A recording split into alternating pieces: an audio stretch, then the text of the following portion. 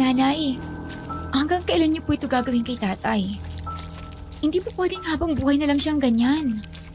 Hanggat nabubuhay ako, anak. Pagsisilbihan ko ang tatay.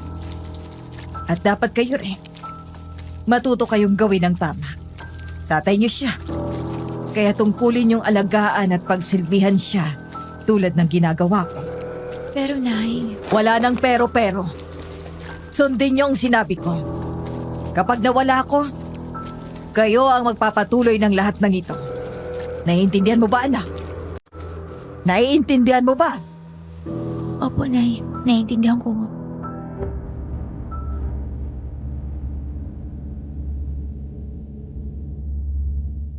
Isang mapagpalang araw sa iyo, Miss Ligaya, at sa lahat ng mga tagapakinig ng inyong channel na Aswang Confessions. Tawagin niyo na lang ako sa pangalang Clara, hindi ko tunay na pangalan. Matagal na akong taga-subaybay ng inyong channel, ngunit ngayon lang ako nagkaroon ng lakas ng loob na ibahagi ang aking personal na karanasan na may kinalaman sa aswang. Hanggang ngayon kasi, bumabalik pa rin sa akin ang takot at sakit na dulot ng pangyayaring yon. Ngunit napagtanto ko na kailangan ko nang kumawala sa dilim ng nakaraan at magpatuloy sa buhay. Kaya ngayong gabi, gusto kong ikumpisal sa iyo, Miss Ligaya, ang lahat ng nangyari. Simula sa panahong nawalan ako ng pag-asa. Sobra kasi akong nalungkot at na-depress nang mamatay ang mga magulang ko sa isang car accident. Lugmok na lugmok ako noon. Halos ayaw ko nang gumising bawat araw at pakiramdam ko'y wala nang saysay ang mabuhay.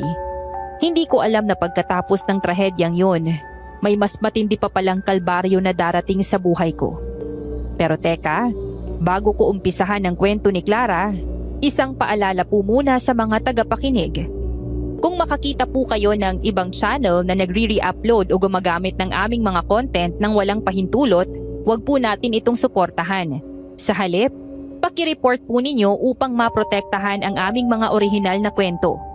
Narito po ang opisyal na listahan ng aming mga legit channels: Kwentong Takip Silim, Sityo Pangil, Sityo Bangungot, Aswang Diaries, Aswang Confessions, at ang pinakabago naming channel, Aswang Radio. Maraming salamat sa inyong patuloy na pagtangkilik at suporta. Uumpisahan ko na ang nakakapanindig balahibong karanasan ni Clara. Ito ang kanyang kwento.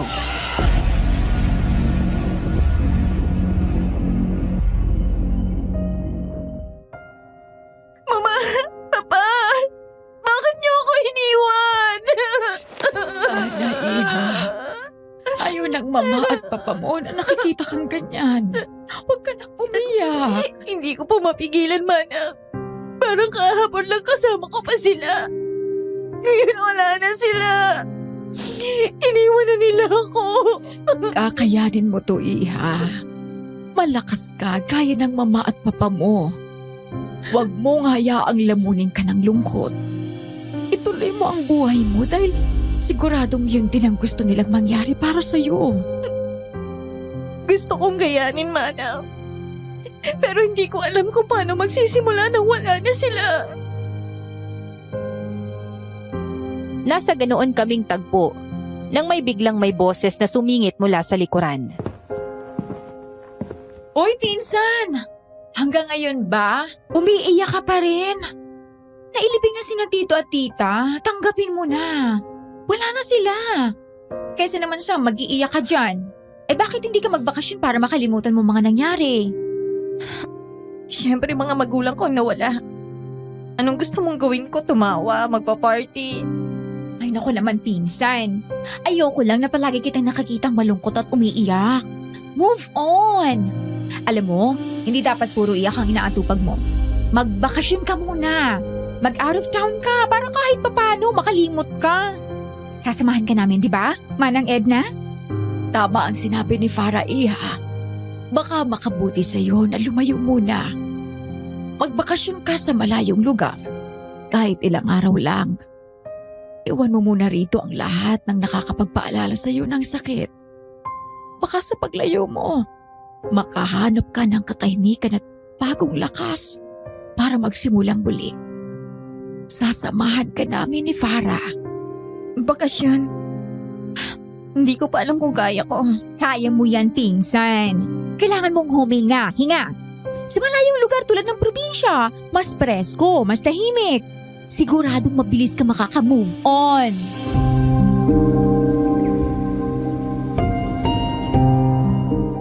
Tumingin ako sa labas ng bintana ng kwarto ko.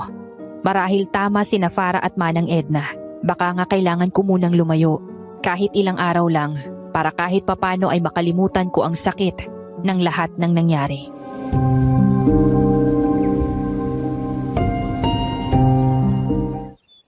Sige, payag na ako. Baka nga kailangan ko rin ng bakasyon. Alam ko mapapapayag din kita, pinsan. Naku, mabuti naman at nakapag-isip-isip ka. Promise, hindi mo to pagsisisihan. Mag-i-enjoy tayo, makakapag-relax ka pa. Ano pang hinihintay ninyo? Sige na, maghanap na kayo ng magandang lugar na pwede nating puntahan. Ako na pong maghahanap, Manang.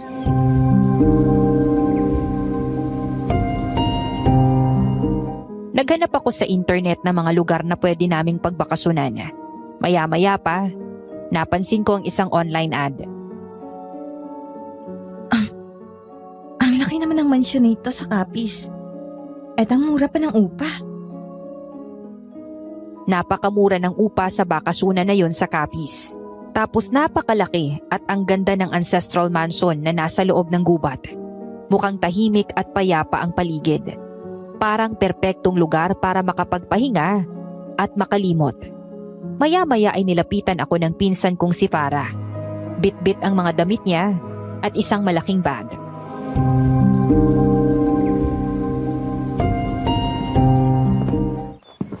Oh, mag-iimpake ka kaagad? Siyempre naman, pinsan. Mas mabuti ng handa, di ba? Oh, may nahanap ka na bang lugar na pupuntahan natin? Eto, nakita ko lang online. Mansyon na bakasyonan sa Capiz. Mura lang ang upa. Talaga? Patingin nga! Aba, oo nga no! Ang cheap ng price. Pero tingnan mo napakaganda at napakalaki ng mansyon. Kaya nga tatawagan ko na ngayon para makapag-reserve na agad. Sana wala pang ibang umupa. Ay naku, sige na pinsan, tawagin mo na. Excited na ako makapunta sa Capiz! Ako man, hindi pa ako nakapunta sa Capiz eh. Hindi pa rin ako nakakarating sa Capiz eh. Kaya sana, matuloy tayo sa bakasyon na yan.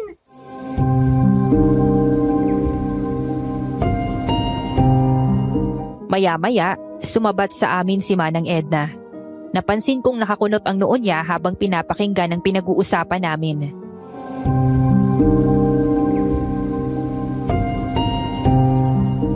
Tama ba ang narinig ko? Capiz? Oo, Manang. Doon daw tayo magbabakasyon. Nakakita si Pinsan ng murang mansyon na bakasyonan. Ay nako mga iha. Bakit sa Capiz pa? May mga bali-balitang may mga aswang daw doon. Marami namang lugar na pwedeng puntahan, bakit doon pa? Ay sus, Manang. Mga kwento-kwento lang yun. Moderno na ang panahon ngayon. Wala nang aswang-aswang ngayon. Tama si Farah, Manang.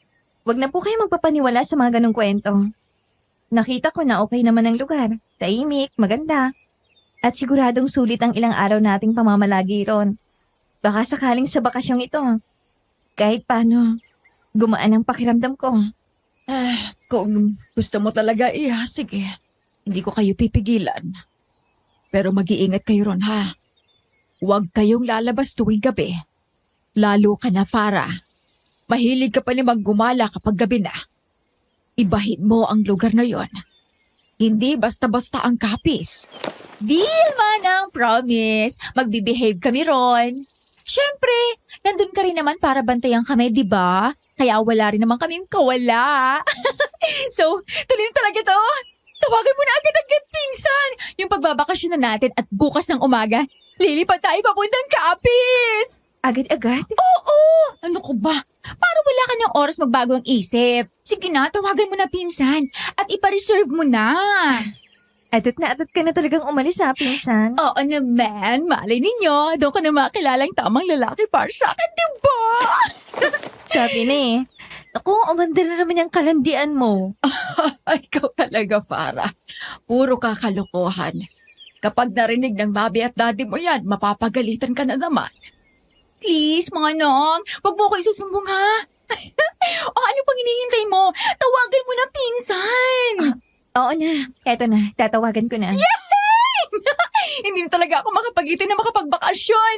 Parang ang ganda-ganda sa Capiz. Marami kayong pogi ron. Iha, nasa gubat kamo ang mansyong bakasyonan. Paano ka makakakita ng gwapo roon? Ay, naku, Farah. Huwag mong gawing biro ang pagpunta roon. Ay, naku, Manang. Ayan na naman tayo. Aswang na naman ang sasabihin nyo, no? Sinabi ko na sa inyo, walang aswang. Imahinasyon lang ng mga tao yun. Kaya ako sinasabi ito sa inyo dahil ayon sa kwento ng lola ko na dating tumira sa Capiz, may mga kakaibang nilalang daw na gumagala roon kapag gabi. Lalo na sa mga liblib na lugar. Mayroon daw mga nilalang na kayang magpalit ng anyo. Nagiging hayop. At meron din daw na mga lumilipad na kung ano kapag hating gabi. Ay nako, baka naman paniki lang yung lumilipad. Ikaw naman, Manang, masyado ka naniniwala sa mga kwentong barbero ng lola mo. Ang mabuti pa, kalimutan mo na yung mga aswang-aswang na yan at mag-impake ka na rin, Manang. Huwag mo nang takutin ang sarili mo, Manang. Hindi totoo ang mga aswang. At walang aswang sa Capiz, okay? Ang gawin mo, Manang, mag-impake ka na rin dahil tinawagan ko na yung pupuntahan natin at nakapag-reserve na ako. Maswerte tayo dahil kaalis lang daw nung huling nagbakasyon doon. Kaya kahit anong oras, pwede na tayo magpunta ron. Talaga, pinsan! Yahoo! Bilisan mo na, Manang. Mag-impake ka na. Pupunta na tayo sa Capiz! Ay, naku. Oo na. Eto na at magagayak na rin ako ng mga dadalhin ko. Ewan ko. Pero kinakabahan ako sa pupuntahan namin. Parang hindi yun ang tamang lugar na puntahan. Ay, naku. Bahala na.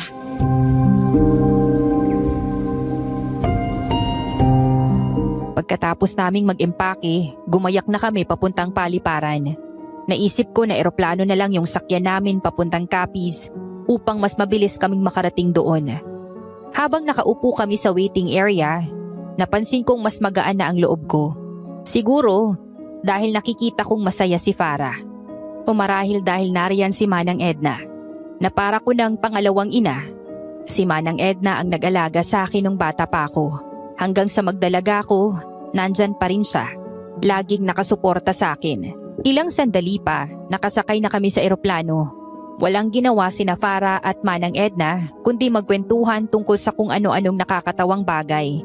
Nahahawa tuloy ako sa kanila at natatawa rin sa mga pinag-uusapan nila. Napagtanto kong ilang araw na rin mula nang huli akong tumawa ng ganun. Simula nang mawala sina mama at papa. Pakiramdam ko, unti-unting gumagaan ang bigat ng puso ko. Paglapag ng eroplano, agad kaming sumakay sa isang van for hire na maghahatid sa aming pupuntahan. Maya-maya pa, huminto ang van. Sinabi ng driver na hanggang doon na lang yung biyahe dahil hindi na makakapasok ang sasakyan sa loob ng gubat. Itinuro niya ang daan patungo sa mansyon na mga 10 minutong lakaran lang. Pag alis niya, nagsimula kaming maglakad dala ang mga maleta. Basa ang lupa, may mga tuyong dahon sa aming nilalakaran at tanging yabag at huni ng kuliglig ang maririnig sa paligid.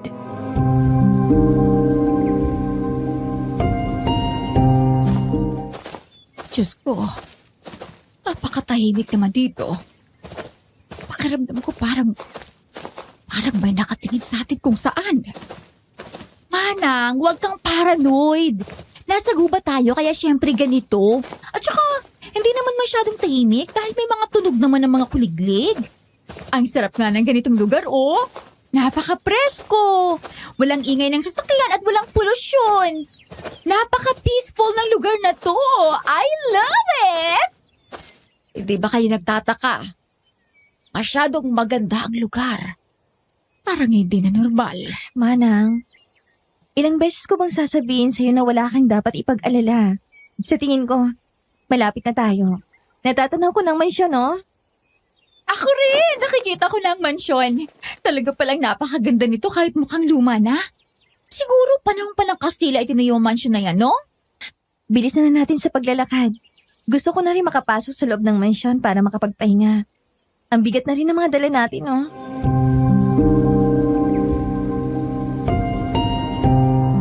Hanggang sa narating namin ang mansyon na bakasunan. Malawak ang bakuran, napapalibutan ng mataas na puno at mga halaman na ang karamihan ay ngayon ko lang nakita. Sa gitna nito ay nakatayo ang lumang mansyon, malaki. May mga bintana na gawa sa kahoy at may mga bakas ng antigong disenyo. Kahit may bahid ng kalumaan, kapansin-pansin pa rin ang ganda at karangyaan nito. Ngunit sa kabila ng lahat, may kung ano-anong malamig na pakiramdam na bumabalot sa amin habang papalapit kami doon. Maya-maya, lumabas sa pinto ng mansyon ng isang matandang babae, kasama ang isang dalaga at isang batang babae.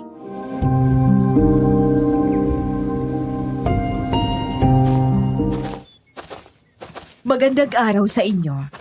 Kayo po ba ang uupa sa mansyon? Ako po si Leonor, ang caretaker dito. Sino po ba sa inyo si Miss De Vera, yung nakausap ko sa cellphone? Opo, kami nga pong uupa rito. Ako po si Clara de Vera, yung nakausap nyo.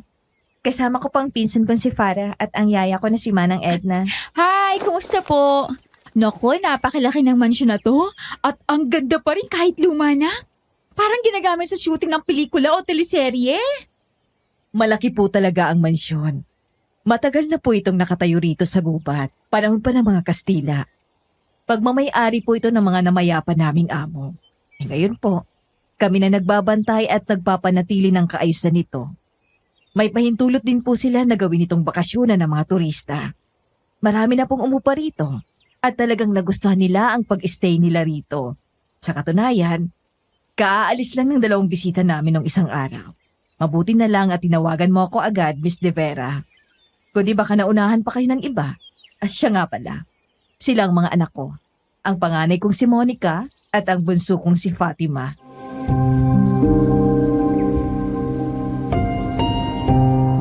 Matipid na ngumiti si Monica. Samantalang si Fatima naman ay tahimik lang at mahigpit na nakahawak sa laylayan ng damit ng kanilang ina. Maya-maya, sinamahan na nila kami sa loob ng mansyon. Nang makita namin ang loob, lalo kaming namangha.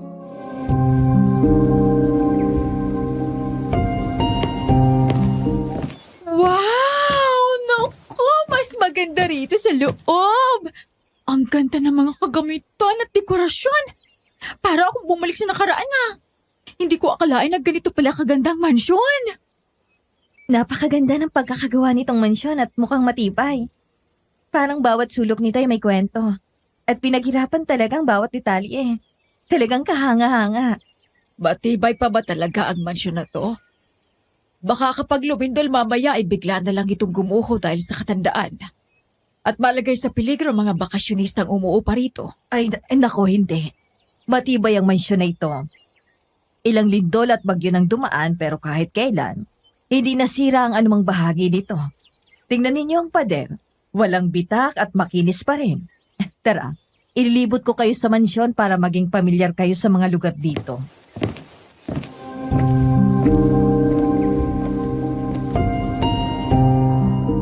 Habang naglilibot-libot kami sa mansyon, may lalaking lumabas mula sa isa sa mga kwarto sa unang palapag. Pawisan siya at may hawak na pantabas ng damo. Napansin ko na gwapo siya. Moreno, matangkad, at matipuno ang pangangatawan.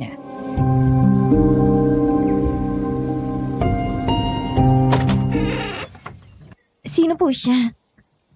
May iba pa pala kayong kasama rito, Aling Leonor? Ay, nako. Nakalimutan kong sabihin sa inyo na bukod sa aming mag-iina, may isa pa kaming kasama rito sa mansyon.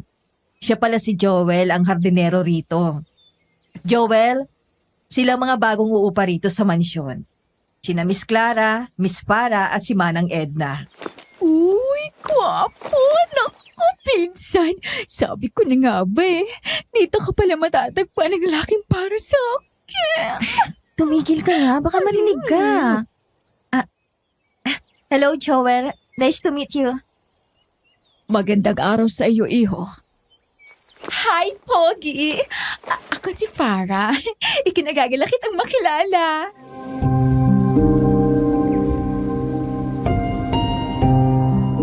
Tumangulang si Joel bilang tugon. Seryoso ang kanyang itsura. Ni hindi siya ngumiti. Nang magtagpo ang aming mga mata, hindi ko alam kung bakit. Pero parang may kakaiba sa titig niya. Malalim at parang may tinatagong sekreto. Maya-maya ay nagsalita siya.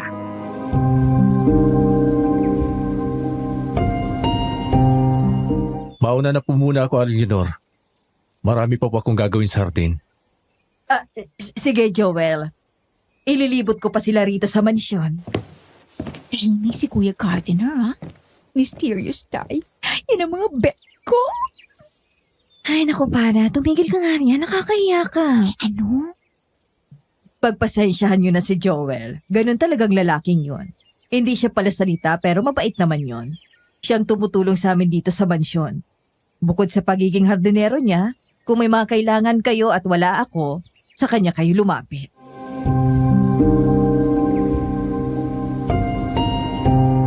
Patuloy kaming inilibot ni Aling Leonor at ng kanyang mga anak sa mansyon. Si Aling Leonor lamang ang palaging nagsasalita, habang ang kanyang mga anak ay tahimik at walang imik. Sa aming paglilibot, marami pa kaming nakitang magagandang bagay sa loob ng mansyon. Mga naglalakihang chandelier, mga antigong muebles, at mga lumang paintings na nakasabit sa pader na tila iginuhit ng mga sikat na pintor.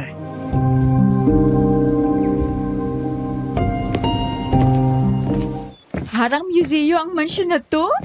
Ang daming magagandang painting at mga antigong estatwa na parang buhay na buhay. Hindi talaga ako nagkamali na dito tayo magbakasyon. Hindi lang tayo malilibang, matututo pa tayo. May mga caption din kasi mga paintings at antigong estatwa na ito na nagsasabi kung anong ibig sabihin ng mga ito at kung kailan ginawa. Etong isa, noong 1950s pa oh. Napakayaman siguro ng may-ari nito, ano? May lahing dayuhan ba ang mga dati mong amo, Leonor? Aba oo, napakayaman ng mga amo ko. Bukod sa mansyon na ito, may iba pa silang ari-arian at marami silang negosyo rito sa Capiz. Kung hindi lang sila namatay sa car accident, kasamang mga anak nila, sila pa rin sana ang nagmamanage ng mga yon. Katulad din pala ng nangyari sa mga magulang kong ikinamatay nila. Nako, talaga po ba? Pasensya na po. Ikinalulungkot ko po ang nangyari. Okay lang po. Wala po kayong dapat ihingi ng pasensya. May iba po ako.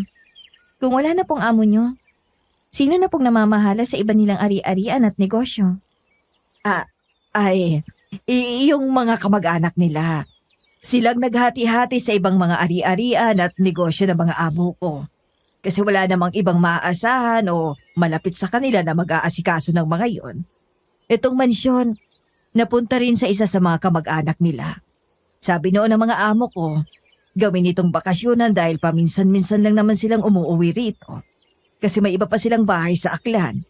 Kaya nung nawala ang mga amo ko, sinunod din ang kamag-anak nilang plano at ginawa nila itong bakasyonan para pagkakitaan.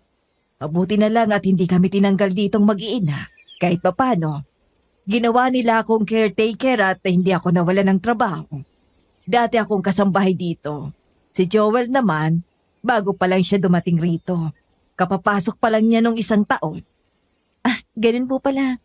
Ang swerte niyo po kasi mahirap po talagang maghanap ng trabaho ngayon. Mabuti na rin po't mabait ang nakakuha ng mansyon. Kasi binigyan pa rin kayo ng pagkakataong pagkakitaan ito. Kaya nga po, nagpapasalamat kaming mag-iina sa kanila. Ihahatid ko na po pala kayo sa kwarto nyo para makapagpahinga na po kayo. Mabuti pang hapo at gusto ko na makahiga sa malambot na kama nitong mansyon. Pero, teka.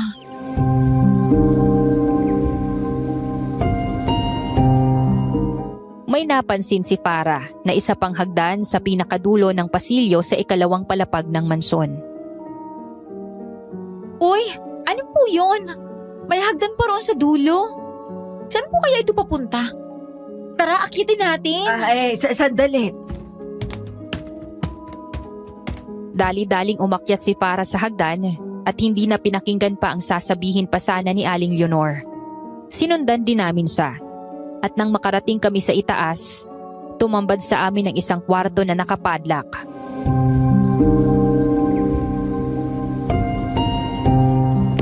May attic pala rito eh. Pero bakit nakakandado? Sa una, napansin kong hindi makasagot si Aling Leonor. Tila iniisip pa niya ang sasabihin. Ngunit, Hindi kasi pinabubuksan niya ng mga amo ko kahit nung nabubuhay pa sila. Ang sabi nila, may hindi daw magandang nangyari sa atik noon. Kaya ipinasara na nila yan at kailanman ay hindi na pinabuksan. Ang alam ko, mga lumang gamit lang ang nasa loob. Ano pong nangyaring hindi magandang bagay? Alam niyo po ba? Ay, hindi ko ho alam. Kahit sa aming mga kasambahay noon ng mga amo ko, hindi nila sinabi kung ano nangyari sa atik. Basta, hindi nila pinapabuksan yan. Matagal nang nakakandado yan. Yun naman pala, Farah, hindi pwedeng pasukin ang atik. Kaya halika na, bumaba na tayo. Sayang naman. Baka pwede naming masilip ang loob kahit saglit lang. Pasensya na po pero hindi talaga pwede. Puntahan nyo ng lahat ng ibang bahagi ng mansyon. Wag lang ang atik. Mahigpit po itong ipinag-utos sa akin ng aking mga amo na walang sino man ang pwedeng pumasok dyan. Kaya kahit wala na sila, sumusunod pa rin ako bilang paggalang at respeto sa kanila. Sana po'y maunawaan ninyo. Narinig mo yan, Farah. Bawal buksan ang atik. Kaya huwag ka na makulit, okay? Sige po, Aling Leonor, naiintindihan po namin. Tara na po, ihatid niyo na po kami sa magiging kwarto namin. Mabuti pa nga. Para ihahalikan na. Huwag mo nang ipilit ang gusto mo. Pasensya ka na, Leonor. May pagkausasera itong isa ko pang alaga. Walang anuman po. O siya, tara na sa mga kwarto nyo.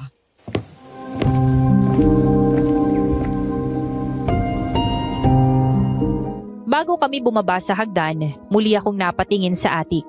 Kasabay nun, parang may malamig na hangin na dumampi sa braso ko. Napatingin ako kay Aling Leonor. Ngumiti siya, pero tila may lungkot sa kanyang mga mata.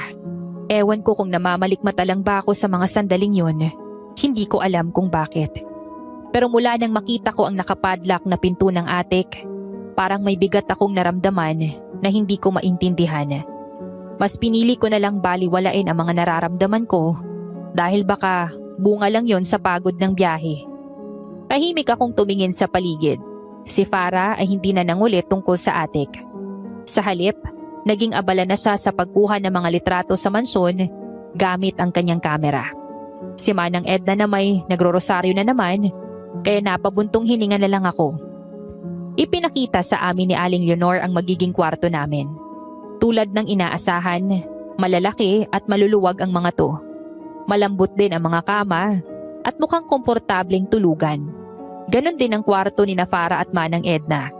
Magkakalapit din yung mga kwarto namin kaya hindi kami mahihirapang puntahan ng isa't isa. Habang nag-aayos ako ng mga gamit, bigla akong nakarinig ng mahina at marahang kaluskos mula sa itaas. Parang nagmumula sa atik. Ano yan? Parang may nagpukutkot sa itaas.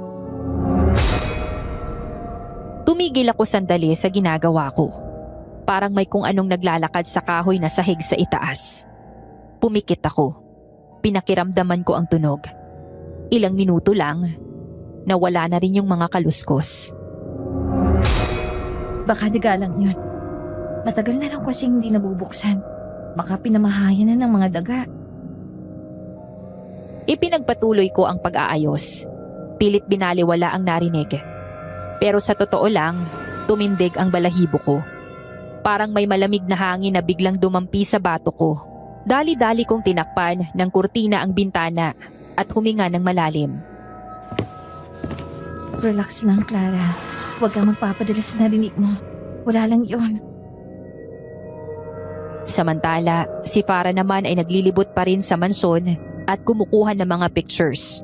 Noon pa man ay mahilig na siya sa photography. Maya-maya ay siya naman yung nakarinig ng ingay na nagmumula sa atik. Parang may kumakaluskos sa itaas Sa may atik? Ano kaya yun? Dahil may pagkausisera talaga ang pinsan ko, napangiti siya at dahan-dahang naglakad papunta sa hagdan patungong atik. Nagsimula siya ulit umakyat doon. Tahimik lang siya at halatang sabi kung anong ingay ang nagmumula doon. Ang hindi niya alam, may mga mata palang nakamasid sa kanya. Si Aling Leonor na noon ay galing sa isang kwarto ay napansin ang pag-akyat niya doon. Miss Farah, sandali lang. Napatigil si Farah nang makarating siya sa kalahati ng hagdan. Huminto siya at tumingin pababa. Nakita niya si Aling Leonor na papalapit sa kanya. Seryoso ang mukha.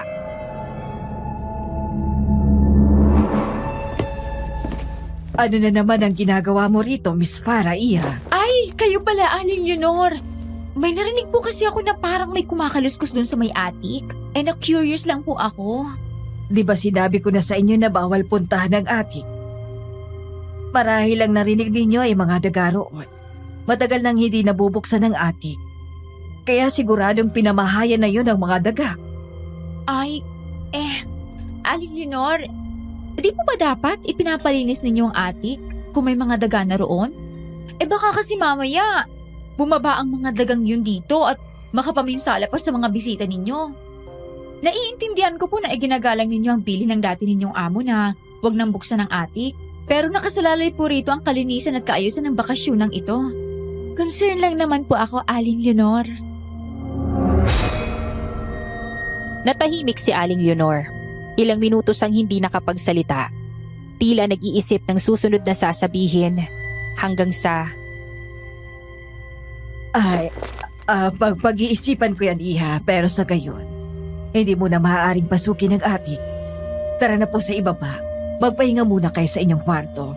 Mamaya ipapatawag ko na lang po kayo para sa merienda. Okay. Bababa na po ako. Pasensya na po. Pero ayoko na po sanang maulit ito, Miss Farah. Kung mga daga nga ang naroon at babuksan mo ang attic, maaari kang mapahamak kapag nakagat ka ng mga ito. Kaya pakiusap, sumunod na lang po kayo sa mga patakaran dito sa bakasyonan. Okay, fine. Pero, pwede naman ako mag-picture-picture, di ba? Baka mamaya, pati yun, bawal na rin, ha? Pwede po kayong kumuha ng mga litrato sa kahit saang bahagi ng mansyon. Huwag lang po ninyong puntahan ang attic. Sige po, tara na po sa ibaba. Dahan-dahang bumaba ng hagdan si Aling Leonor, sabay lingon kay Farah. Ngumiti si Farah, ngunit halatang may halong panghihinayang dahil hindi niya nasilip ang loob ng misteryosong attic. Pagbaba nila, napatingala pa rin si Farah sa direksyon ng attic. Parang iniisip kung ano talaga ang nasa loob ng lugar na yon. Maya-maya nagpaalam na sa kanya si Aling Leonor dahil magluluto pa ito. Pabalik na sana si Farah sa kwarto niya nang bigla niyang makasalubong ang hardinero na si Joel. Muli niyang napansin ang kagwapuhan at kakisigan ng lalaki. Kaya nang lumapit ito sa kanya, nagpa-cute siya dito.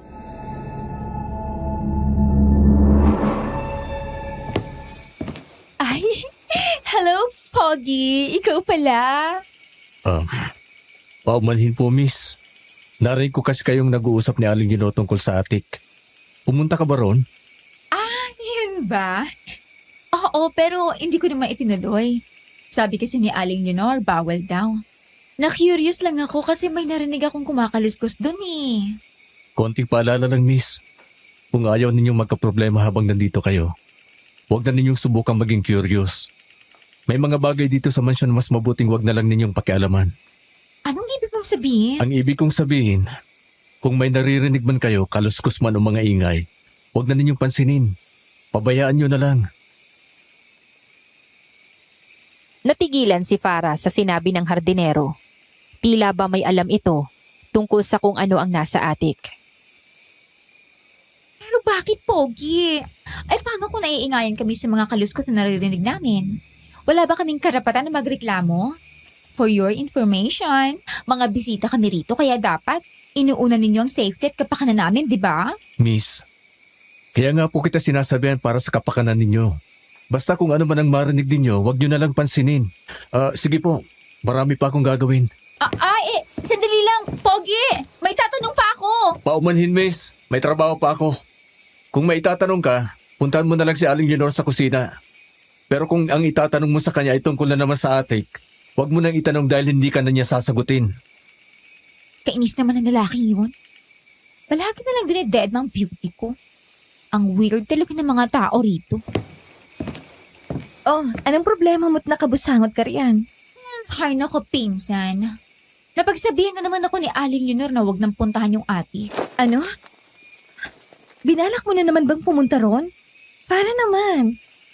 Sinabihan na nga tayo na huwag puntahan yun, di ba? Bakit kasi ang kulit mo? May narinig kasi akong kumakaluskos doon sa itaas. Na-curious ako kaya binala ko na naman puntahan. Narinig mo rin yun? Yung parang may kumakalmot sa sahig. Narinig ko rin yun kanina eh. Oo, yun nga. Pero alam mo, pinsan, nagtututa na ako kung ano talaga nasa loob ng atik na yun eh. Ang sabi ni Aling Leonor, posible raw na mga daga ang naroon kaya may kumakaluskos. Pero nagtataka lang ako kung bakit ayaw nilang palinisan yon. Nakakahiya sa mga susunod pang bisita rito, di ba? Paano kung makarinig din sila ng ganon? Di malaking kasiraan sa bakasyonan, di ba? Pati yung gwapong hardinero na si Joel, pinagsabihan din ako na kung ano man ang marinig natin, huwag na lang daw nating pansinin. Naiintindihan ko ang point mo, Farah. Pero siguro wala na tayong pakialam doon, di ba? Hayaan na lang natin para walang gulo. Sundin na lang natin ang mga patakaran nila rito. Wala naman sigurong masama ron, di ba? Huwag na lang tayong mangialam. O siya, sige na. Hindi na ako mangingialam. Pero aminin mo, pinsan, nakakaintriga kung anong meron dun sa atik, di ba? Pakiramdam ko nga parang may itinatago sila eh. Nararamdaman mo rin ba? Magsisinungaling ako kapag sinabi ko na hindi ko rin nararamdaman ang nararamdaman mo. Pero hindi lahat ng sikreto kailangang malaman, Farah. Kaya para sa ikatatahimik ng pananatili natin dito, manahimik na lang din tayo. Nang sumapit ang hating gabi, hindi pa rin ako dinadalaw ng antok. Marahil ay namamahay ako, kaya mahirap akong makatulog nang biglang may narinig na naman akong kumakaluskos sa itaas, sa may atik. Nalaman ko na ang itaas ng tinutuluyan kong kwarto ay ang atik. Kaya pala dinig na dinig ko ang kung anumang ingay na nagmumula doon. Ayun na naman, may kumakaluskos na naman sa itaas. Ngunit hindi tulad kanina na mahina, malakas na ito ngayon. Parang may kumakalmot sa sahig sa itaas. Napatingin ako sa kisame. Biglang nawala ang ingay. Ngunit maya-maya, bumalik muli ang mga kaluskos. Mas malakas na ngayon. Napabalikwas ako ng bangon mula sa kama. Mabilis ang tibok ng puso ko. Bago pa man ako makagalaw, may narinig akong kumakatok sa pinto. Pinsan, gising ka pa ba? Clara, iha. Buksan mo ang pinto. Nagising din sila? Oo, gising pa ako. Sandali, bubuksan kong pinto. Binuksan ko ang pinto at bumungad sa akin si Farah na nakapamewang, habang si Manang Edna naman ay halatang kinakabahan.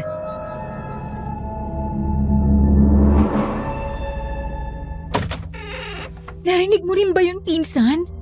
Yung malakas na kaluskos sa itaas, sa may atik. Oo, dinig na dinig ko. Mas malakas na ito ngayon kumpara kanina na mahina lang.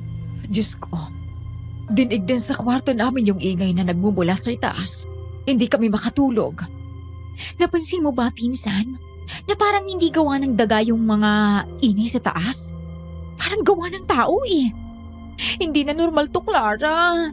Kanina pa to eh, parang may tao talaga sa itaas. Gawa ng tao? Sino naman ang gagawa nun? Di ba nga nakapadlock yung pinto ng atik? Walang nakakapasok doon. Kaya paano gawa ng tao yung ingay na naririnig natin? Paano kung hindi tao? At hindi rin hayop ang nasa itaas? Paano kung... Manang! Huwag mong sabihin aswang na naman. Na aswang ang nasa atik. Come on. Ngayon mo pa ba talaga naisip yan, ha? Kung kailan namumroblema na tayo sa ingay na nanggagaling sa itaas? Aswang talaga? Hindi ako nagbibiro, Farah. Maraming kwento ng aswang sa lugar na ito. Kaya hindi imposible ang naiisip ko. Baka hindi tayo ligtas dito, Clara. Ayan ka na naman manay sa mga aswang-aswang na yan. Kailan ba tayo matatapos dyan? Basta, Iha, aaminin ko, hindi ako komportable rito. Gusto ko nalang bumalik sa Maynila. Hindi talaga ako mapakali. May kung anong kakaiba sa bahay na to. Eh, kararating lang natin dito, Manang. Sayang naman ang pagpunta natin kung aalis tayo agad. At saka, wala nang refund yung ibinayad ko rito. Paano kung may masamang mangyari? Walang masamang mangyayari, Manang. Ligtas tayo rito. Kung ano man yung naririnig natin, wala yon. Mga daga lang yon. Ang mabuti pa, bumalik na tayo sa pagtulog. Pagod lang tayo sa biyahe kaya kung ano-anong naiisip natin.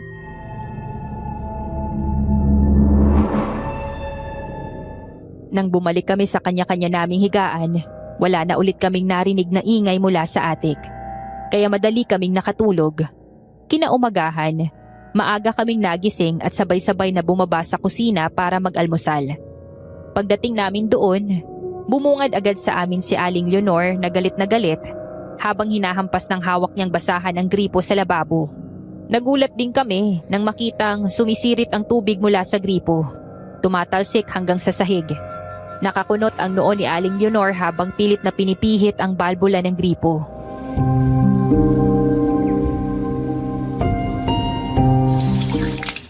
Kay aga-aga ngayon pa ito nangyari. Ang malas naman ng araw na to. Ngayon pa talaga nasira. Buisit ka! Ay! Anong nangyari dyan, Aling Leonor? Basang-basa na pati rito sa sahig, oh! Nako, papasensya na po kayo. Nakakahiya tuloy sa inyo. Kasi naman naiinis ako. Nasira itong gripo sa lababo at panay ang sirit ng tubig. Tumawag ka na ba ng tubero, Leonor? Kailangan mo na ng tulong para maayos yung gripo. Oo nga pala. Pasensya na po kayo. Kapag ganito kasing natataranta ako, marami akong nakakalimutan. Sorry talaga. Monica! Monica, halika nga rito, sandali!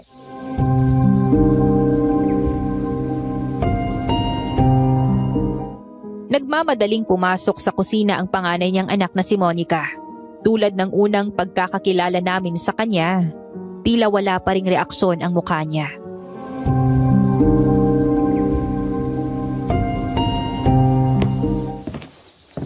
Bakit po, Nay? Pumunta ka sa bayan. Sabihan mo si Mang Rolly, yung tubero, na pumunta rito agad, ha? Hindi ko na kayang ayusin tong gripo. Bilisan mo na. Sige, ho. Pero teka, bakit pa tatawag ng tubero? Si Joel na lang sana. Di ba lalaki naman yon? Baka marunong siya mag-ayos ng gripo. Wala kasi si Joel.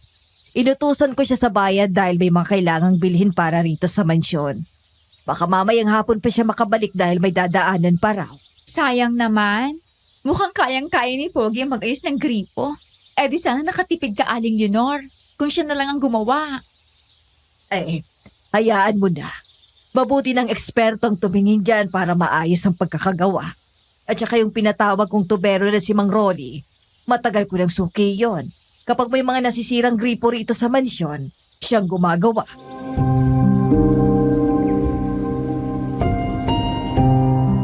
Makaraan ang kalahating oras, bumalik si Monica kasama ang isang may edad na lalaki. Matangkad, payat, at medyo mahaba ang buhok. May bitbit siyang tool bag.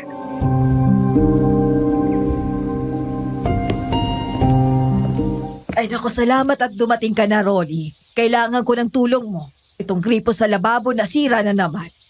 Sige, ako nang bahala, Leonor. Madali lang naman gawin yan. Siya nga pala, siya si Mang Rolly, ang tubero ng bayan. Siyang madalas kong tawagin kapag may sira ang mga gripo rito. Magandang umaga po. Kayo po palang tinutukoy ni Aling Leonor na tubero. Mga bakasyonista po kami galing sa Maynila. Magandang araw din sa inyo.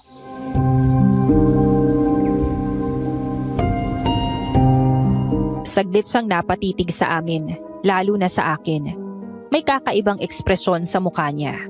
Hindi ko maipaliwanag, pero parang may takot, pangamba, at pag-aalala ang sabay-sabay kong nakita sa kanya.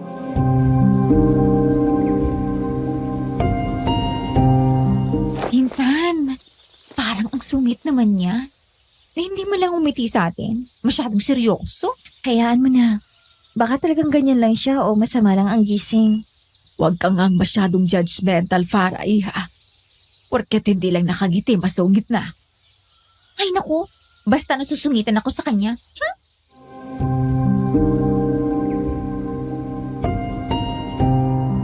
Tahimik lang si Mang Rolly habang inaayos ang gripo. Paminsan-minsan, dinig ang kalansing ng kanyang mga gamit sa pagkukumpuni. Si Manang Edna naman ay nakamasid lamang sa kanya. Napansin kong nakakunot ang noo ni Manang Edna. Parang may napapansin siya sa kilos ng tubero. Pagkatapos ng ilang minuto, tumigil na sa pagkukumpuni si Mang Rolly.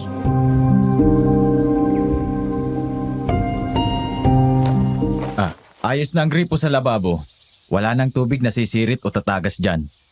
Ay, salamat, Mang Rolly. Hulog ka talaga ng langit. Sandali. Kukuha lang ako ng pambayad. Hintayin mo ako rito. Wow, ang bilis naman natapos, gawa na agad. Aba, mabilis talagang gumawa si Mang Rolly.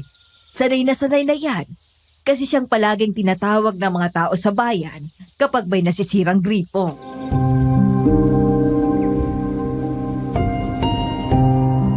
Maya-maya ay nagligpit na ng mga gamit ang tubero.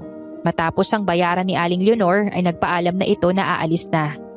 Pero bago sa tuluyang lumabas ng mansyon, lumingon siya kay Manang Edna. Doon ko napansin na may gusto siyang sabihin. Pero parang nag-aalangan. Papalabas na si Mang Rolly ng pinto nang bigla siyang lumapit ng bahagya kay Manang Edna.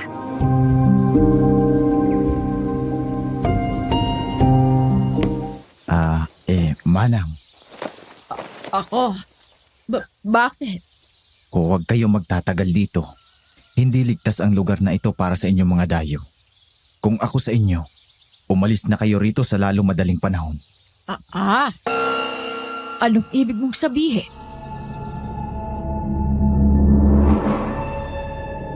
Saglit na natahimik si Manang Edna. Pagkaraan ng ilang segundo, parang doon lang siya natauhan. Agad niyang hinabol ng tingin si Mang Rolly. Ngunit, ang bilis naman niyang nawala. Ano yun, Manang? Parang may ibinubulong sa'yo yung tubero? Ano kaya ang ibig niyang sabihin doon sa sinabi niya? Hindi raw ligtas ang lugar na to. Narinig ko rin po yung sinabi niya sa'yo, Manang. Baka pinapalabas lang niya na hindi ligtas dito para matakot tayo. Alam mo naman, minsan, ang mga tao sa probinsya mahilig takutin ng mga dayo. Baka nagbibiro lang siya. Hindi yan biro. Iba ang tono niya eh. Parang may alam siyang hindi natin alam. Parang nagbigay siya ng babala. hindi ko alam kung ano ang sasabihin ko. Totoo, may kakaiba rin akong nararamdaman habang nakatingin kay Mang Rolly kanina. Parang gusto niya kaming kausapin, pero hindi niya magawa. Wala muna kayong pagsasabihan yan, Manang, ha? Tayong tatlo lang nakakaalam niyan. Tingnan muna natin ang sitwasyon at magplano kung paano natin haharapin ang maaaring mangyari dito. Bago natin sabihin sa iba, baka kasi nabibigla lang tayo. Baka naman wala talagang ibig sabihin yon. Baka pinag-iingat niya lang tayo kasi di ba, mga dayo tayo rito at bago pa lang tayo sa lugar na to. Sige, Iya. Kung ano ang sasabihin mo, susunod lang ako. Ay, naku, bahala kayo. Basta ako, nag-i-enjoy pa rito. Lalo na, nandiyan na si Poging Joel. Binaliwala namin ang sinabi ng tubero at ipinagpatuloy ang aming bakasyon sa mansyon. Sa umaga, naglalakad-lakad kami sa paligid, ngunit hindi kami lumalayo. Wala naman kaming napapansin na bago sa kilos ni Aling Leonor at ng mga anak niya o ni Joel. Kung ano ang una naming napansin sa kanila nang dumating kami sa mansyon, ganoon pa rin. Tuwing gabi, naririnig pa rin namin ang mga kaluskos sa atik. Nagdesisyon kami na wag na lang pansinin ang ingay at hayaan na lang ito dahil humihinto rin naman. Isang araw, habang naglilibot kami sa pasilyo ng mansyon,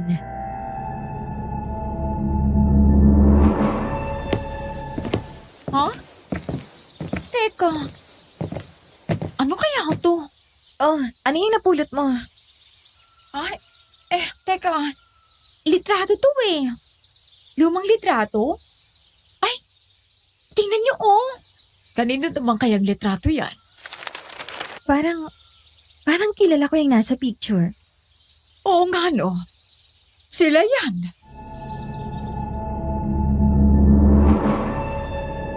Ang mag-iinang Aling Leonor, Monica at Fatima ang nasa lumang litrato. May isa pa silang kasama. Lalaki na sa palagay namin ay asawa ni Aling Leonor.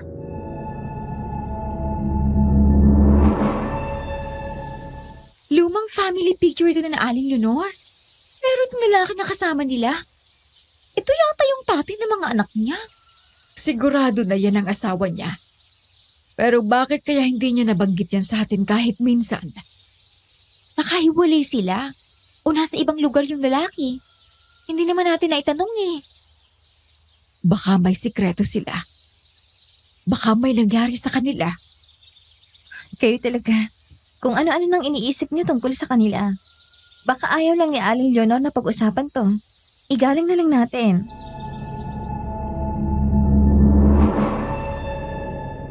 Habang nag-uusap kaming tatlo, mas lalo kong napansin ang bigat sa litrato. Hindi ko alam kung bakit. Pero may kakaibang pakiramdam akong nararamdaman habang nakatingin sa mukha ng lalaking naroon. Nasa ganun kaming tagpo nang biglang sumulpot si Aling Leonor sa likuran namin. Agad niyang hinawakan ang kamay ni Farah at binawi ang litrato.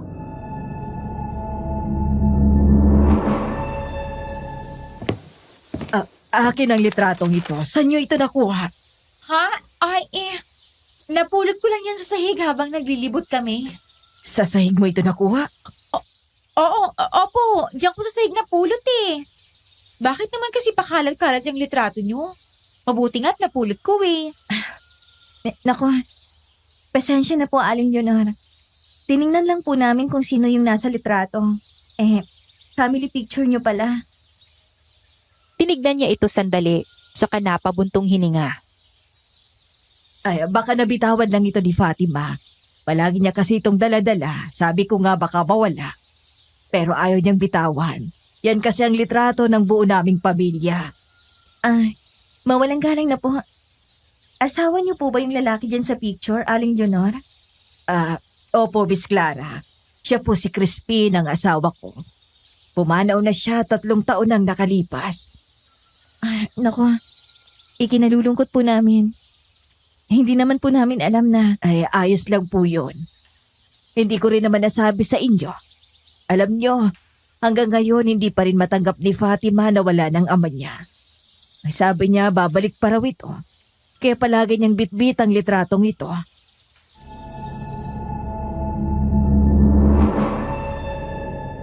Hindi kami agad nakapagsalita. Ramdam ko ang bigat ng tinig ni Aling Leonor. Ang sakit ng pagkawala ng mahal sa buhay. Yun din yung pinagdadaanan ko.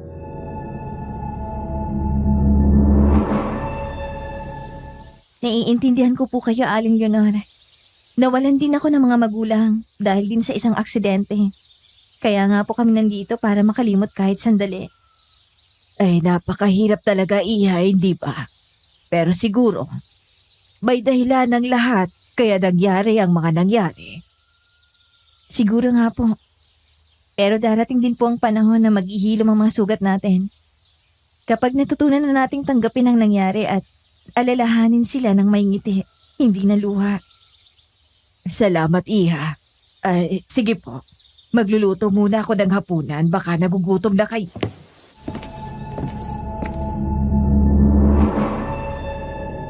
Iniwan niya kami at bumalik sa kusina. Tanganan niya ang lumang litrato. Habang naglalakad siya palayo, ramdam kong mabigat pa rin yung loob niya. Umupo kami ni Farah at Manang Edna sa may beranda nang magsimula ulit magsalita si Farah.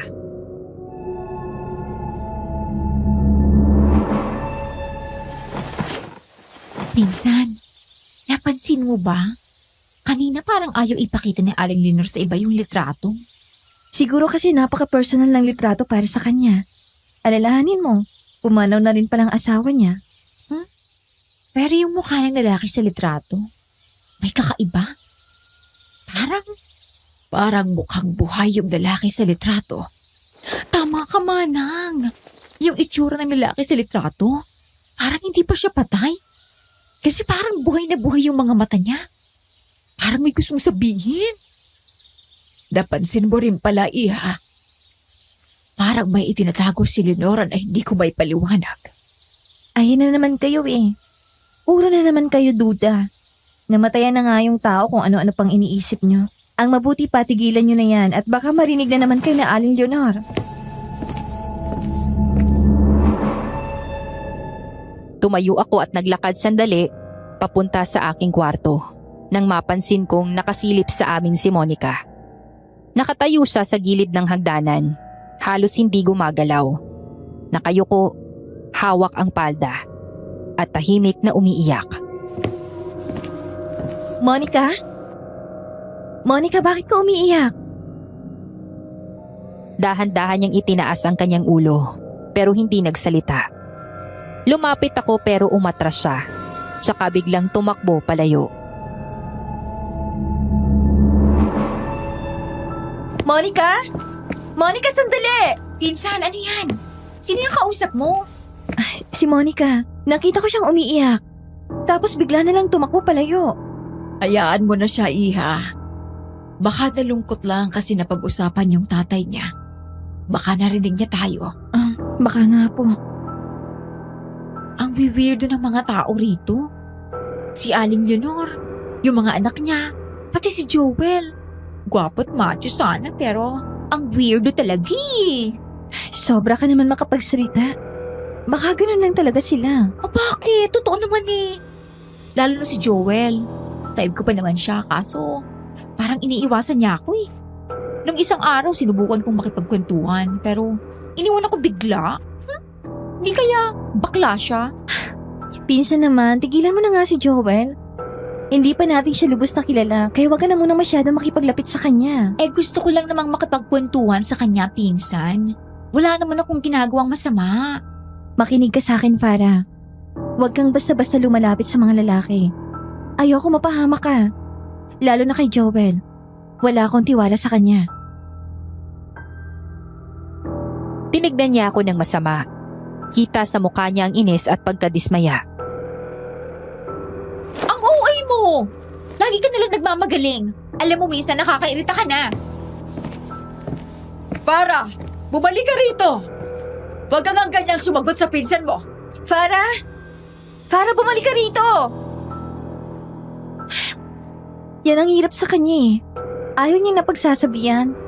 Lalo na kapag tungkol sa pagkagusto niya sa mga lalaki. Tulad ngayon, uma-attitude na naman siya.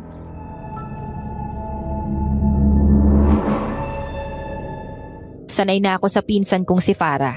Ganon talagang ugali niya. Kapag pinagsasabihan, bigla na lang nag-walk out. Pero hanggang doon lang naman siya. Sandali lang siyang magtatampo at agad din siyang nagsusorry sa akin. Kinagabihan, bumuhos ang malakas na ulan kaya mas lalong lumamig ang panahon. Mabilis din akong nakatulog, ngunit hindi ko inaasahan na dadalawin ako ng masamang panaginip. Sa loob daw ng isang madilim na kwarto, nakaamoy ako ng malansa. Amoy dugo. Dahan-dahan daw akong naglakad sa madilim na kwarto hanggang may marinig akong mga kaluskos. Sinundan ko ang ingay. Narating ko ang pinakadulong bahagi ng kwarto kung saan may nakasinding gasera. Kaya kitang-kita ko kung ano ang naroon. At nanlaki ang mga mata ko nang makita ko ang isang kakaiba at nakakatakot na nilalang na noon ko lang nakita sa tanang buhay ko. Puno ng balahibo ang buo nitong katawan at may mahahabang kuko. Narinig ko ang nakakakilabot nitong pagngasab. Sarap na sarap sa kinakain na sariwang karne at mga laman loob. Maya-maya, lumingon sa akin ang nilalang. Ang mukha nito ay pinaghalong tao at hayop. May mga mata na namumula at nanlilisik. Dahan-dahan itong lumapit sa akin at umangil. Huwag kang lalapit sa akin! Clara! Clara, Iha! Gising! Gumising ka! Pagmulat ko ng mga mata, pawis na ako. Hingal na hingal at nanlalamig ang mga kamay ko. Si Manang Edna ay nasa gilid ng kama. Hawak ang isang baso ng tubig.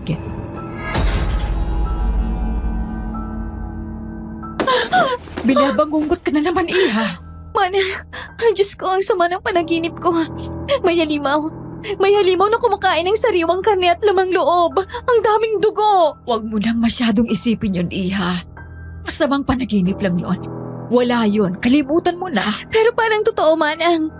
Parang naramdaman ko talaga nakarap ko yung halimaw.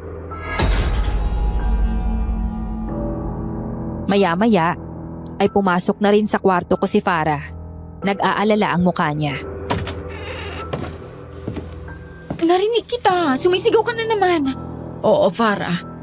Binangungot na naman ang pinsan mo. Ang sabi niya, may halimaw daw sa panaginip niya. Nakakatakot ang panaginip ko, pinsan. Parang totoong-totoo yung halimaw.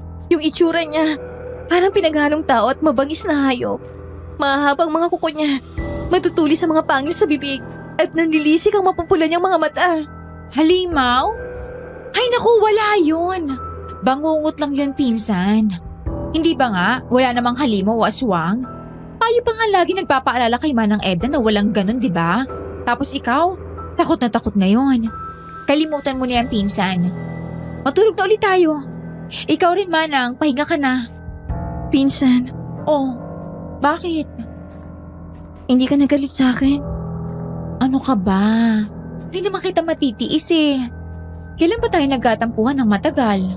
Alam mo namang hindi ko kayo yun. Dahil labs na labs kita, pinsan. Pero bago kami makapagpatuloy sa pag-uusap, bigla kaming nakarinig ng mga kaluskos mula sa itaas.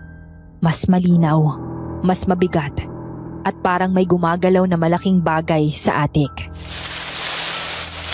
Ayan na naman oh, yung mga kaluskos. Gabi-gabi na lang pa tayo mapepesta sa mga ingay na yan. Bakit pa ayaw pang ipalinis ni Aling Leonor yung atik na yun? Huwag na kayong makialam dyan, ha? Hayaan nyo na lang yung ingay dyan. Magtakip na lang kayo ng tenga kapag natutulog para hindi nyo marinig. Mas mabuti na yon kaysa magkaroon pa tayo ng problema. Alam nyo namang ayaw ipagalaw ni Leonor ang atik. Okay, Manang. Eto na nga at babalik na ako sa kwarto ko. Sige na, matulog ka na ulit, pinsan. Ako rin. Babalik na sa kwarto ko. Huwag na nga lang natin pansinin yung mga kaluskos sa atik. Okay, sige. Pero pinsan matulog ka na talaga. Baka mamaya lumabas ka pa ng kwarto mo, ha?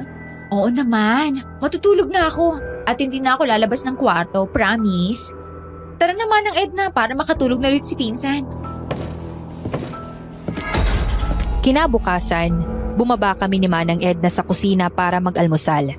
Naroon na si Aling Leonor, abala sa pag-aasikaso ng pagkain. Napansin namin na marami siyang inihandang pagkain para sa umagang yun.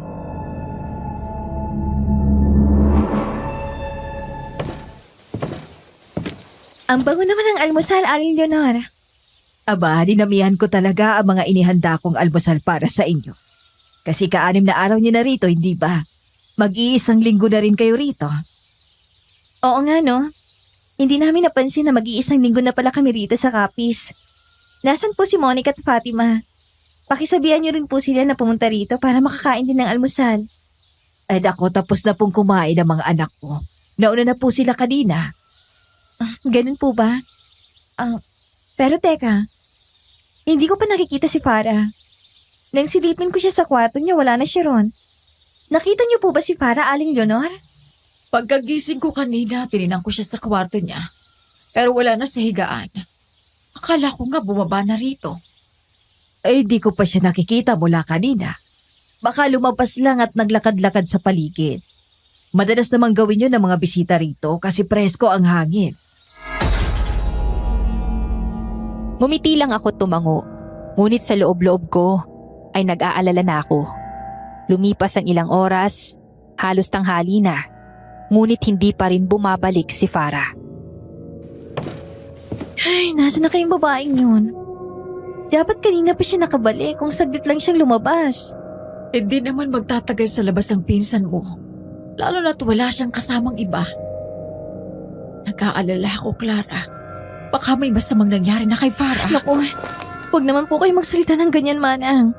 Huwag naman po sana, Diyos ko. Ay, saan kaya nagsuot ang pinsan mong yon? Kinakabahan talaga ako. Dahil sa sobrang pag-aalala, nagpasya kaming hanapin na si Farah. Nakita namin si Joel sa hardin, kaya humingi na rin kami ng tulong sa kanya.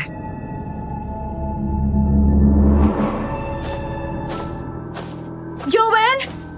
Joel! Bakit po? May kailangan po ba kayo? Tulungan mo naman kaming hanapin ang pinsan ko si Farah. Hindi pa kasi siya bumabalik dito sa mansyon simula nang lumabas siya kaninang umaga. Ano po? Nawawala po ang pinsan nyo? Yung maingay magsalita? Isa naman po siya nagpunta. Hindi rin namin alam. Ang sabi lang sa amin ni Aling Leonor, baka lumabas siya at naglakad-lakad. Pero hanggang ngayon, hindi pa rin siya bumabalik. Sige po. Tutulungan ko po kayo maghanap. Sasamahan ko po kayo sa kakahuyan. Baka nagpunta siya roon. Pero maghanap muna tayo sa paligid ng mansyon.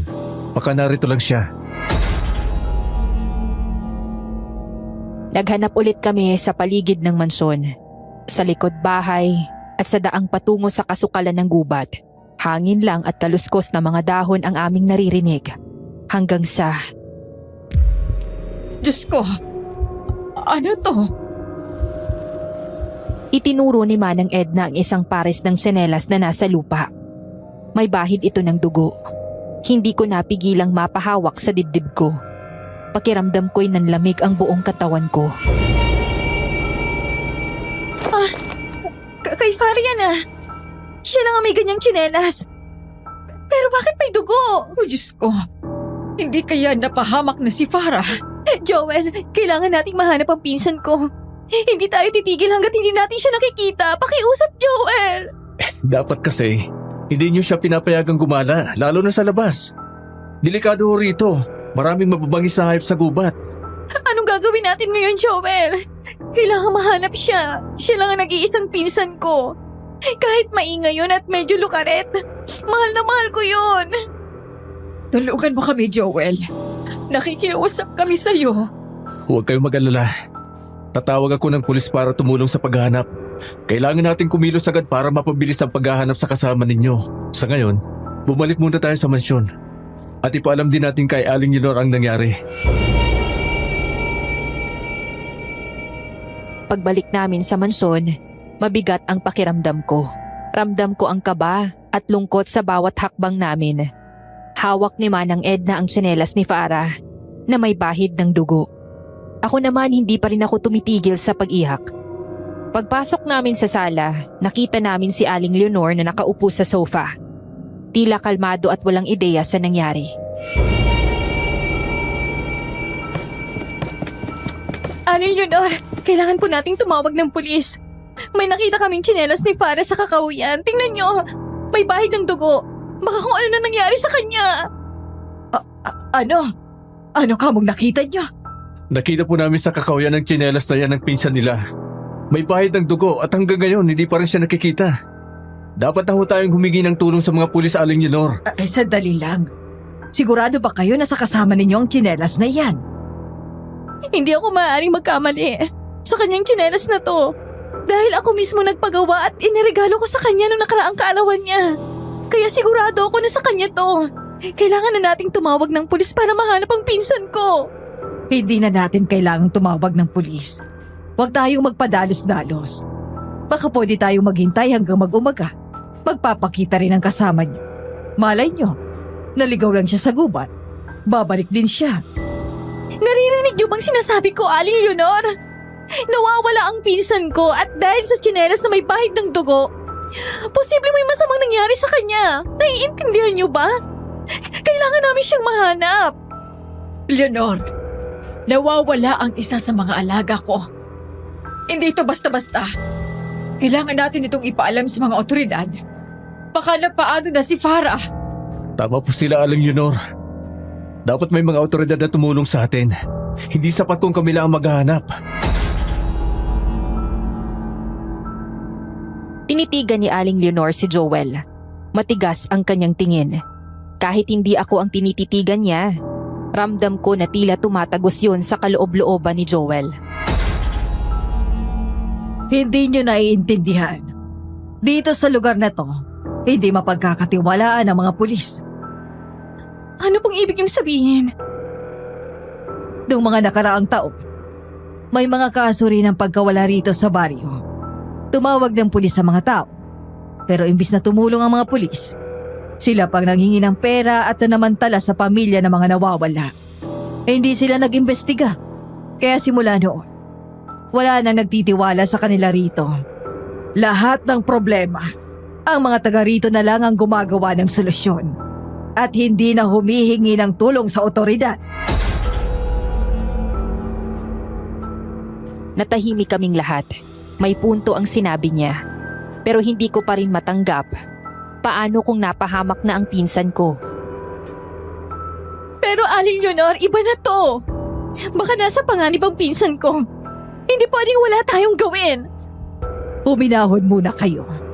Baka naligaw lang ang kasama niyo sa gubat.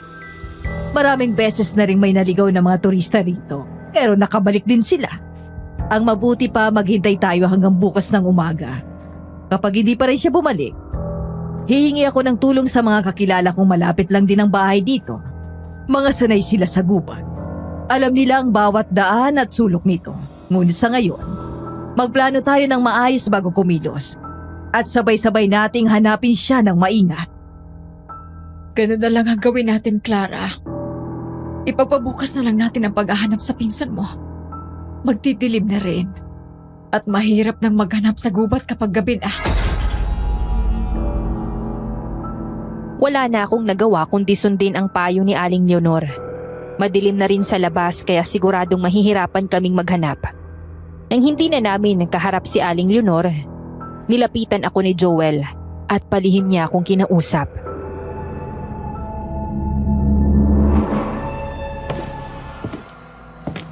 Miss, may napapansin ka rin ba? Tungkol kay Aling Leonor? Opo, nakakapagtaka ang ikinikilos niya. Alam naman niyang may nawawala, pero ayaw niya pang humingi ng tulong sa mga otoridad. Hindi ko rin siya maintindihan kung bakit ayaw niya. At ewan ko ba? Gusto ko maniwala sa sinabi niya kanina na wala silang tiwala sa mga pulis. Pero ibang sinasabi ng puso ko. Parang may mali kay Aling Leonor. Hindi lang yon. Nagsabi niya kanina na may mga turistang naliligaw sa gubat ngunit nakakabalik. Hindi yun totoo. Ano? Anong hindi totoo? Dahil mula na magtrabaho ko rito sa mansyon, wala pang turista na naligaw at muling nakabalik. Ha? Totoo ba yung sinasabi mo, Joel? Noong nakaraang taon, may magkasinta na umupa rito. Bagong kasal sila, mababait at palakaibigan. Madalas ko silang makausap kapag wala akong ginagawa. Ngunit isang araw, bigla na lamang silang nawala nang walang kahit anong paalam. Naiwan pa nga rito ang mga gamit nila. Ayon kay Aling Leonor, umalis daw sila ng biglaan. Pero hindi ako naniniwala. Imposibleng umalis sila nang hindi man lang dinala ang kanilang mga gamit. Parang may bumagsak sa dibdib ko sa narinig ko. May mga nawawala palang turista doon. Ngunit hindi man lang yun sinabi sa amin ni Aling Leonor nung una pa lang. Kasi nakita ko mismo yung mga gamit nila. Nakalagay sa bodega sa likod ng mansyon. At alam mo kung sino ang nag-utos na itago yun? Si Aling Leonor? Oo. Iniutos niya kay Monica na doon sa bodega itago ang mga gamit ng mag-asawa. Pagkatapos, ayaw na niyang pag-usapan ang tungkol sa kanila. Kaya nung makita ko ang tsinelas ni Farah kanina, alam kong may koneksyon to. May nangyaring kakaiba rito sa mansyon. Sa tingin mo, may kinalaman si Aling Leonor? Hindi pa ako sigurado, pero malakas ang hinala ko. Kaya pakiusap, huwag muna kayong magtitiwala sa kanya. Magmatsyag muna tayo bago gumawa ng hakbang. Naramdaman kong lumapit si Manang Edna sa amin. Narinig pala niya ang usapan namin ni Joel. Narinig ko ang sinabi mo, Joel. Ibig mong sabihin, posible may kinalaman si Aling Leonor sa pagkawala ni Farah. Hindi ko po sinasabing siya mismo, pero may alam siya. At hindi lang siya.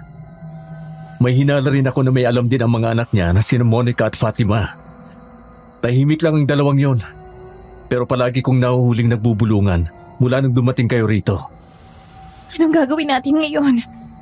Kailangan nating makausap ang mga anak ni Aling Leonor. Pero dapat palihim. Baka sakaling may masabi sila tungkol sa nangyayari rito. Huwag muna tayong magpapalata. Delikado yung balak mo, Joel. Paano kung malaman ni Aling Leonor? Mga anak na yun. Imposibleng hindi nila sabihin sa kanya na kinausap natin sila. Tama si Manang. Mga anak pa rin niya yun. At ang katapatan ng mga ito ay sa kanilang ina. Kaya hindi magandang ideya na kausapin sila. Sa simula pa lang, magkakampi na sila. Kaya wala tayong mapagkakatiwalaan kahit isa sa kanila. Tayong tatlo lang ang magkakampi rito.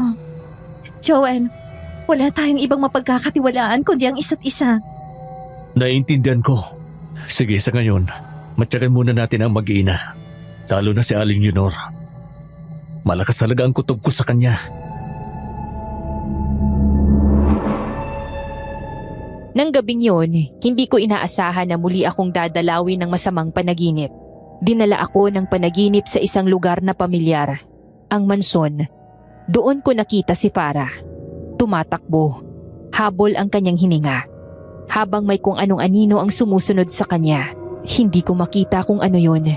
Pero naririnig ko ang malakas na yabag at nakakakilabot na pag-angil mula sa kadiliman. Huminto si Farah sa tapat ng atik. Binuksan to at pumasok sa loob. Pagkasara ng pinto, narinig ko ang malakas niyang sigaw.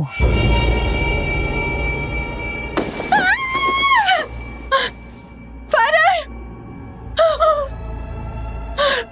Diyos ko, ano yun? Bakit napanaginipan ko si Farah? May gusto ba siyang ipahiwatig sa akin?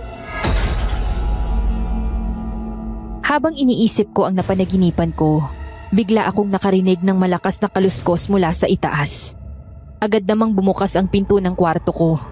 Si Manang Edna yun, at halatang takot din siya. Narinig mo rin ba yung mga kaluskos? Ang lakas para may tao sa itaas. Opo, Manang. Narinig ko rin po. Napanaginipan ko po si Farah. Hinahabol siya ng kung ano. Tapos pumasok siya sa atik at narinig ko siyang sumisigaw. Hindi po kaya may kinalaman yun sa pagkawala niya? Ano? Nanaginip ka na naman? At si Farah pa ang napanaginipan mo? Opo, Manang. Sa tingin ko po, may gusto siyang sabihin sa akin at idinaan niya yun sa panaginip ko. Eh ano naman kaya ang gusto niyang iparating sa'yo? Oh Diyos ko, nasaan na ba kasi ang pinsan mo? Ano na kaya ang nangyari sa kanya? Manang, baka kailangan nating makita kung ano talagang nasa atik. Baka yun ang susi para mahanap natin si Farah. Kung ganon, kailangan nating kausapin si Joel. Baka matulungan niya tayong mabuksan ang atik.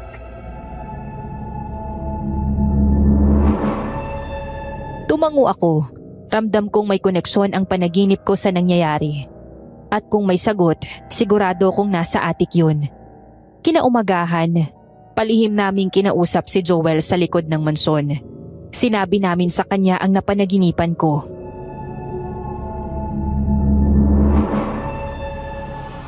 Matagal ko na rin hong iniisip yan. Alam ko maitinatago si Aling Leonor doon. Kahit ako, hindi niya pinapapunta sa atik. Tulungan mo kaming mabuksan ang atik, Joel. Hindi kami matatahimik hanggat hindi namin nalalaman kung anong sikreto ron at kung bakit ayaw ni Aling Leonor na puntahan o buksan ito. Baka pwedeng gumawa ka ng paraan para mabuksan ang atik. Baka yun ang susi para mahanap natin si Farah. Kung yun ang gusto niyo, may nakita akong nakasabit na susi sa pader ng kwarto ni Aling Leonor. Noon nang inutusan niya akong palitan ang nasirang ilaw sa kanyang banyo. Baka yun ang susi ng atik. Kukunin ko ang susi at sasabihin ko kayo kung kailan natin isasagawa ang plano para buksan ang atik. Sige, ngayon pa lang ay nagpapasalamat na kami sa iyo, Joel. Saka na kayo magpasalamat kapag nagawa na natin.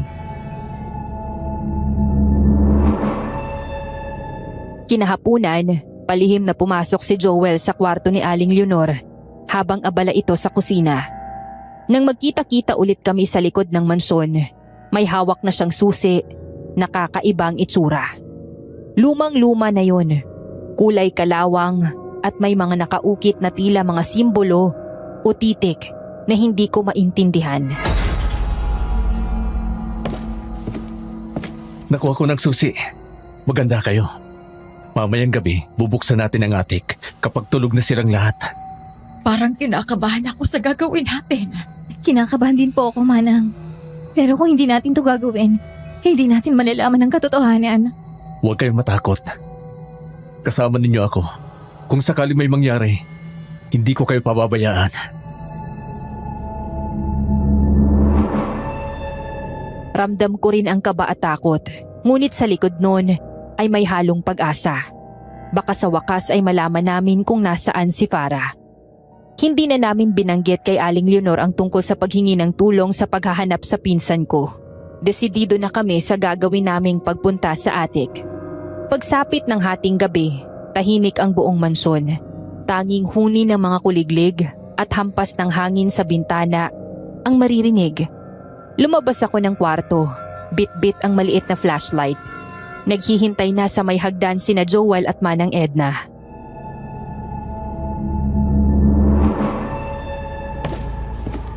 Kanina pa ba kayo?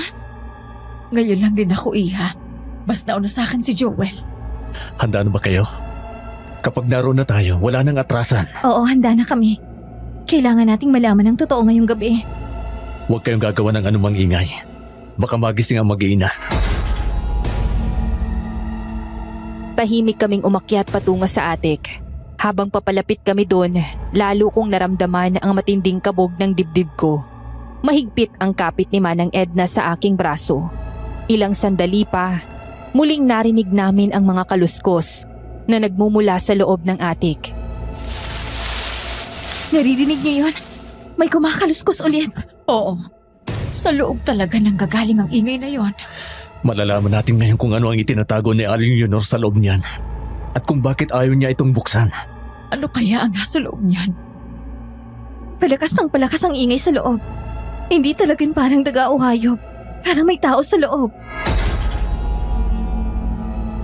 Dahan-dahan niyang binuksan ang pinto ng atik gamit ang susi. Di nagtagal ay marahang bumukas ang pinto. Pagbukas pa lang namin ng pinto, agad na sumalubong sa amin ang mabahong amoy na nagmumula sa loob. Parang amoy na bubulok na karne. Ang baho! Anong amoy yun? Diyos ko, ano tong amoy na to? Nakakasulasok. Baka kasi sa tagal ng panahon hindi nabubuksan ang lugar na ito. Kaya ganito kabaho rito. Pero iba yung amoy. Malansa na hindi maintindihan. Pagpasok namin sa loob ng atik, muli naming narinig ang mga kaluskos. Parang may gumagalaw na kung ano sa sulok. Kinapa ni Joel ang pader hanggang sa matagpuan niya ang switch ng ilaw. Eto na. Narito ang switch ng ilaw. Gumagana ba kaya yan? Susubukan ko. Kinakabahan ako. Naririnig niyo ba yun? Parang may kumakain. May ngumangasab. Nang pindutin ni Joel ang switch ng ilaw, tumambad sa amin ang loob ng atik.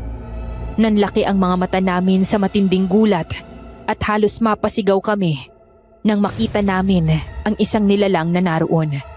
Nakakadena ang mga kamay at paa nito at ang buong katawan ay nababalot ng dugo. Nakayuko ito, may kinakain na sariwang karne at mga laman loob. Diyos ko! Ang halimaw sa panaginip ko siya yun. Hindi ako pwede magkamali, siya yung halimaw. Anong klaseng nilalang yan? Aswang! Aswang yan! Bakit may aswang dito? Diyos ko! Kitang-kita namin ang mga mata nitong namumula at nanlilisik. Ang mahahabang kuko at ang bibig na nakanganga. Puno ng matutulis na ngipin. Napatigil ang nilalang sa pagmuya ng kanyang kinakain at dahan-dahang lumingon sa amin. Nang magtagpo ang mga mata namin, para akong nabigatan at napatigil sa kinatatayuan ko. Nilamon ako ng sobrang takot. Hindi ko alam kung tatakbo ba ako o sisigaw. Ngunit isang bagay ang malinaw. May aswang sa loob ng atik. Hindi ako makagalaw. Parang nanigas ang buong katawan ko sa aking nakita. Bakit may aswang dito sa atik? Saan nanggaling yan? Oh, Diyos ko! Nagtatago sila ng aswang dito sa mansyon. Ibig sabihin, Ito ang naririnig niyong kumakaluskos tuwing gabi. Hindi daga o anumang hayop ang narito, kundi isang halimaw. Biglang umangil ang aswang. Malakas, malalim, at parang galit na galit. Umigting ang mga kalamnan nito habang pilit kumakawala sa mga kadena. Ang kalansing ng bakal ay sumasabay sa bawat pag-angil nito. Aalis na sana kami sa lugar na yon nang bigla kaming nakarinig ng isang pamilyar na boses na tumatawa. Sabay-sabay kaming napalingon sa pinto at nakita naming nakatayo doon si Aling Leonor. May hawak siyang baril, nakatutok sa amin, at ang kanyang ngiti ay nakakapanindig balahibo. Mga pakialamero! Sabi ko na nga ba, may pinaplano kayong tatlo. Kaya pala hindi nyo na inungkat sa akin ang tungkol sa paghingi ng tulong para hanapin ang usoserang si Farah. Yan pala. Balak nyo palang pasukin ang atik na to. Aling Leonor, anong ibig sabihin nito? Bakit may aswang dito sa atik? May alam ka rito, Leonor. O Diyos ko, bakit mo ginagawa ito? Sandali. Isa-isa lang. Masasagot ang lahat ng tanong nyo. Dahil nakita nyo ng sikreto ng atik na to. Wala nang saysay pang magtago. Kaya sasabihin ko na ang totoo. Tumingin siya sa aswang na nakakadena at tila may bakas ng lungkot sa kanyang mga mata.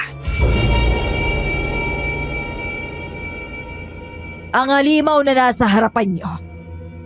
Siya ang pinakamamahal kong asawa. Ano?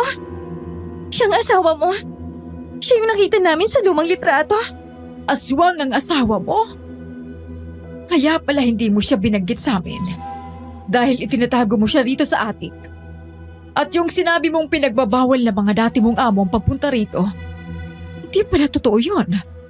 Ang totoo, ayaw mong buksan ang atik dahil narito ang asawa mo. Oo, siya ang asawa ko. Pero bago siya naging halimaw, isa siyang normal na tao. Pareho kaming trabahador noon dito sa mansyon ng pamilya Manzano. Ako isa sa mga kasambahay nila rito at ang asawa ko naman ay hardinero. Maayos ang buhay namin. Mababait ang mga amo namin. Itinuturing pa nga nila kaming parang pamilya. Hanggang isang gabi. Bakit? Anong nangyari nung gabing yun, Aling Leonor? Huminga muna ng malalim si Aling Leonor. Waring mabigat sa kanya ang mga salitang sasabihin. Isang gabi, umuwi siya sa mansyon na sugatan galing sa gubat. Ang sabi niya may umatake sa kanya, isang aswang. Kinagat daw siya sa braso habang nangunguha ng kahoy. Ginamot ko ang sugat niya at gumaling naman ang sugat niya. Akala ko tapos na ang lahat, pero isang gabi, nagising ako sa malalakas niyang pag-ungol. Nilalagnat siya, nanginginig at nagdidiliryo. Tapos, bigla siyang nagbago. Nagwawala, naglalaway, at parang hayop na gustong manakit. Hanggang sa nakita ko mismo, nag-iba ang anyo niya. Naging halimaw siya. Naging aswang ang asawa ko. O Diyos ko, kapag nakagat ng aswang ang isang tao, malaki ang posibilidad na maging aswang din siya. Huli na nang malaman ko na nahawaan siya ng pagkaaswang ng aswang na kumagat sa kanya. Ang kaawa-awa kong asawa. Biglang umangil ang aswang para bang naiintindihan nito ang bawat salitang binibitawan ni Aling Leonor. Anong ginawa niyo pagkatapos nung malaman mong nangyari sa asawa mo? Wala akong ginawa. Dahil hindi ko naman alam na mahahawa siya ng pagkaaswang. Bandang hating gabi, laking gulat naming mag-iina nang bigla na lang siyang nagwala. Parang nababaliw. Bigla ring nagbago ang kanyang anyo. Naging aswang siya at pinatay ang mga amo namin. Ang kanilang mga anak at ang iba pang kasambahay. Wala siyang itinira kahit isa. Wala kaming magawang mag-ina. Hindi namin siya mapigilan. Dahil natatakot kaming baka kami rin ay saktan niya. Mula noon, wala na akong nagawa kundi itago ang katotohanan.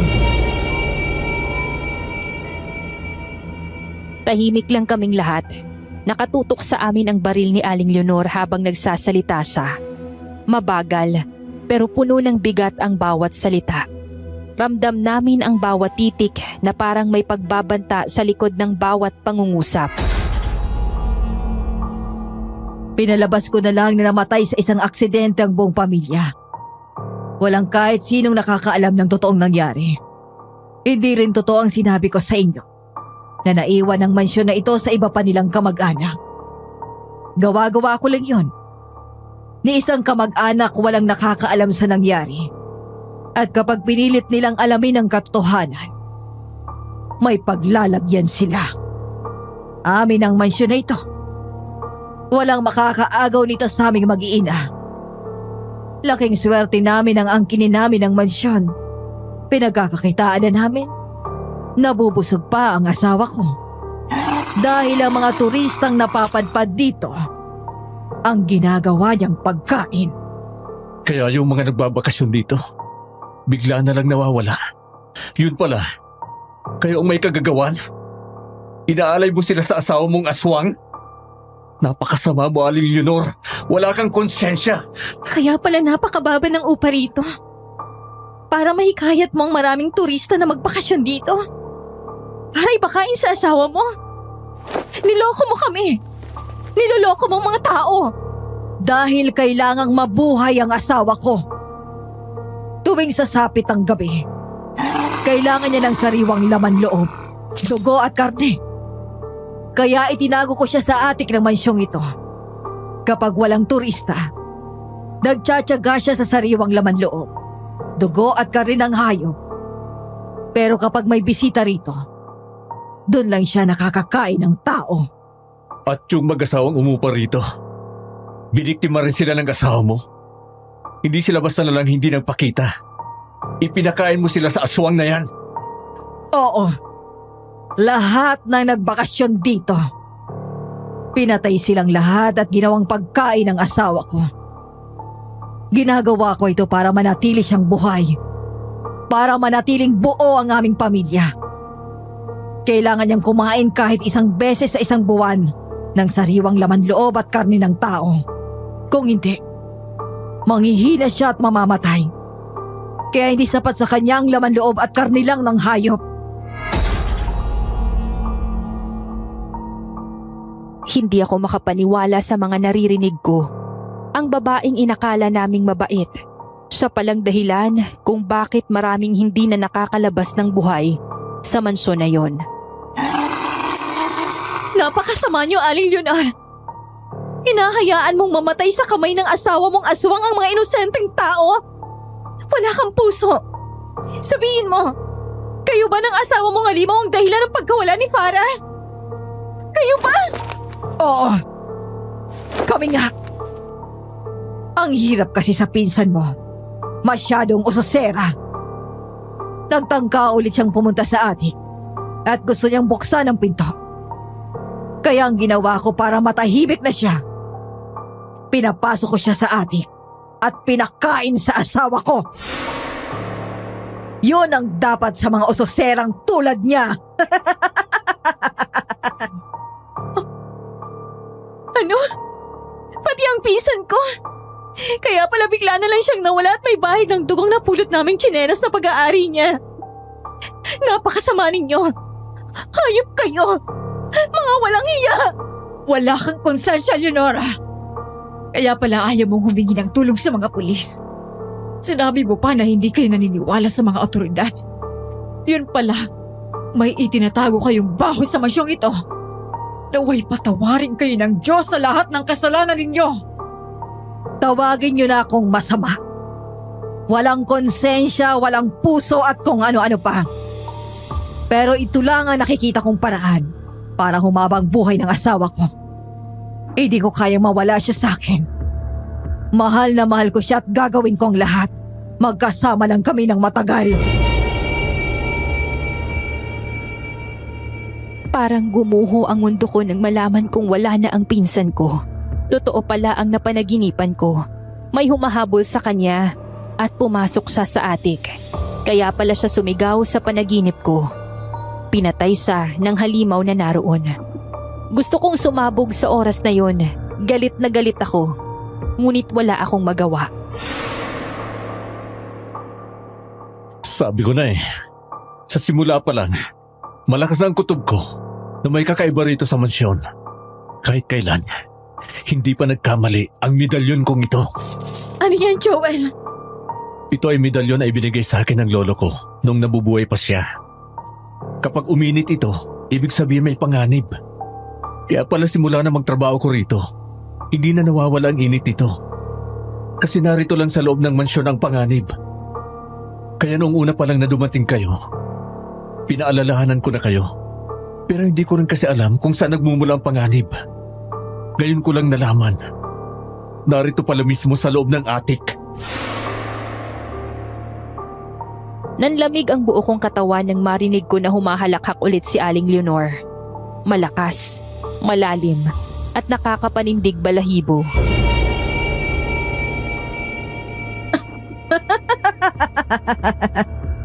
Wala palang kwenta yung medalyon mo. Umiinit kapag may panganib. Pero hindi mo naman alam kung ano ang panganib. At ngayong alam na ninyo ang lihim namin. Mamamatay na rin kayong tatlo. Kayo ang susunod na kakainin ng asawa ko. Mas lalong hinigpitan ni Aling Leonor ang hawak niyang baril. Nakatutok sa amin. Dahan-dahan siyang lumapit sa asawa niyang aswang. Tila babalak niyang pakawalan ito. Pero bago pa niya maabot ang kadena, mabilis na kinuha ni Joel ang isang kahoy na pamalo mula sa sahig at hinampas si Aling Leonor sa ulo. Kaya nabitawan niya ang hawak na baril. Anong ginawa mo, Joel? Tumakas na kayo! Bilisan ninyo!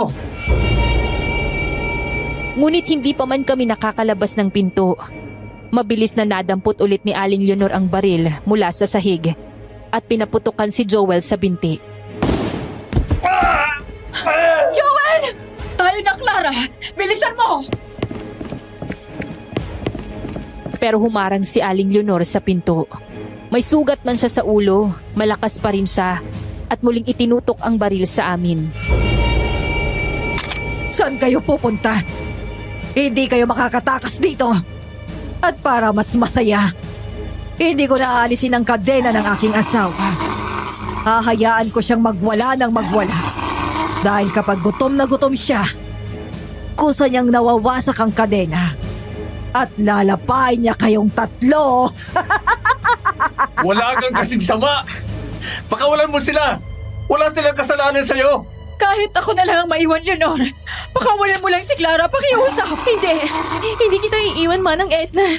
Para na kitang tunay na ina at hindi ako makakapahig na maiwan ka rito. At sino naman na nagsabi sa inyo na may paaalisin ako? Wala! Lahat kayo ay magiging pagkain ng aking asawa!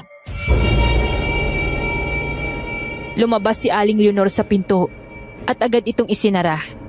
Narinig namin na kinandado niya ito sa labas. Leonor! Maawa ka! Huwag mong gawin ito! Pakawalan mo sila, Aling Leonor! Kahit sila na lang, wag na ako! Hindi na kayo pakikinggan. Wala nang saysay ang makiusap. Ayos ka lang ba, Joel? Paano yung pagdurugo na binti mo? Huwag niyo akong intindihin. Malayo ito sa bituka. Anong gagawin natin? Mukhang malakas ang halimaw na yan. Tignan nyo. Malapit na niyang masirang kadena. Umaalingaw-ngaw ang malakas na pag-angin ng aswang. Ang mga kadena ay kumakalansing at halos maputol na yon. Nakakatakot ang pag-angil nito. Parang hayop na galit na galit. Huwag kayong matakot. Ako ang harang sa kanya kapag nakawala siya riyan. Hindi mo kailangan gawin yan, Joel. Sobra-sobra ng pagtulong mo sa amin. Kung kailangan kong ibuwis ang buhay ko, gagawin ko. Wala na rin naman akong pamilya. Ulila na ako. Wala na akong ibang mapupuntahan. At least bago ako mamatay, May nagawa akong mabuti sa aking kapwa. Huwag mong sabihin yan, makakaalis tayo rito. Makakaalis tayo sa impyernong lugar na to. Habang tumatakbo ang oras, mas lalo ring lumuluwag ang mga bakal na kadena na nakakabit sa halimaw. Maya-maya, halos tumigil ang aking paghinga nang marinig kong bumigay ang isa sa mga yun. Malapit na makawala ang aswang. Natataranta na kami nang may marinig kaming ingay mula sa labas. May nagtatanggal ng kandado sa pinto. Huwag kayong maingay. May naririnig ako. Parang may nagtatanggal ng kandado sa labas. Baka yung baliw na si Leonor yan. Clara, maghanda ka. Kapag pumasok siya, aatakihin natin. Agawin mo agad sa kanyang baril. Ako nang bahala sa kanya pagkatapos. Sige po, Manang. Mag-ingat kayo. Tuso si Aling Leonor. Baka patibong lang yan. Huwag kang mag-alala, Joel. Mag-iingat kami. Kailangan namin gawin to para makatakas tayo rito. Nakahanda na kaming dalawa ni Manang Edna. Nakakuha na ako ng pamalong kahoy habang siya naman ay may hawak na tubo. Di nagtagal, dahan-dahang bumukas ang pinto. Handa na kaming sumugod, ngunit napatigil kami nang makita kung sino ang pumasok. Kayo? Monica? Fatima? Anong ginagawa niyo rito? Huwag po kayo matakot. Nandito kami para itakas kayo. Anong pinagsasasabi mo? Hindi ba kasabot kayo ng nanay niyong baliw? Kasama na kayo sa pagtatago sa tatay ninyong halimaw dito sa atik. Hindi na po namin kaya. Hindi na po namin kayang may mamatay pa ulit dahil kay tatay. Wala kayong kasalanan. Hindi kayo dapat mamatay. Bilisan na po natin habang tulog pa si nanay at hindi pa nakakawala si tatay sa kadena niya. Kailangan niyo na pong makaalis bago magising si nanay. Nagkatinginan kaming tatlo ni Manang Edna at Joel. Alam naming wala ng oras para magtanong pa. Lumapit ako kay Joel at inalalayan siyang makatayo. Maraming salamat sa inyo. Tatanumin namin itong malaking utang na loob. Manang, tulungan niyo po akong alalayan si Joel. Kaya ko pa namang tumayo at maglakad. Huwag kayong mag-alala sa akin. Bilisan na natin. Baka magising na si nanay. Dahan-dahan kaming lumabas sa atik. Pero bago pa man kami makatawid sa pinto, narinig namin ang malakas na kalabog mula sa likuran namin. Napalingon kami at doon namin nakita ang halimaw. Nanlaki ang mga mata namin nang halos maputol na ang isa sa mga kadena sa katawan ng aswang. Nagmamadali kaming lumabas. Si Monica ang nasa huli. Hawak ang pinto. Bago niya pa ito maisara, biglang lumusot ang kamay ng halimaw mula sa siwang ng pinto at mahigpit na hinawakan ang braso ni Monica.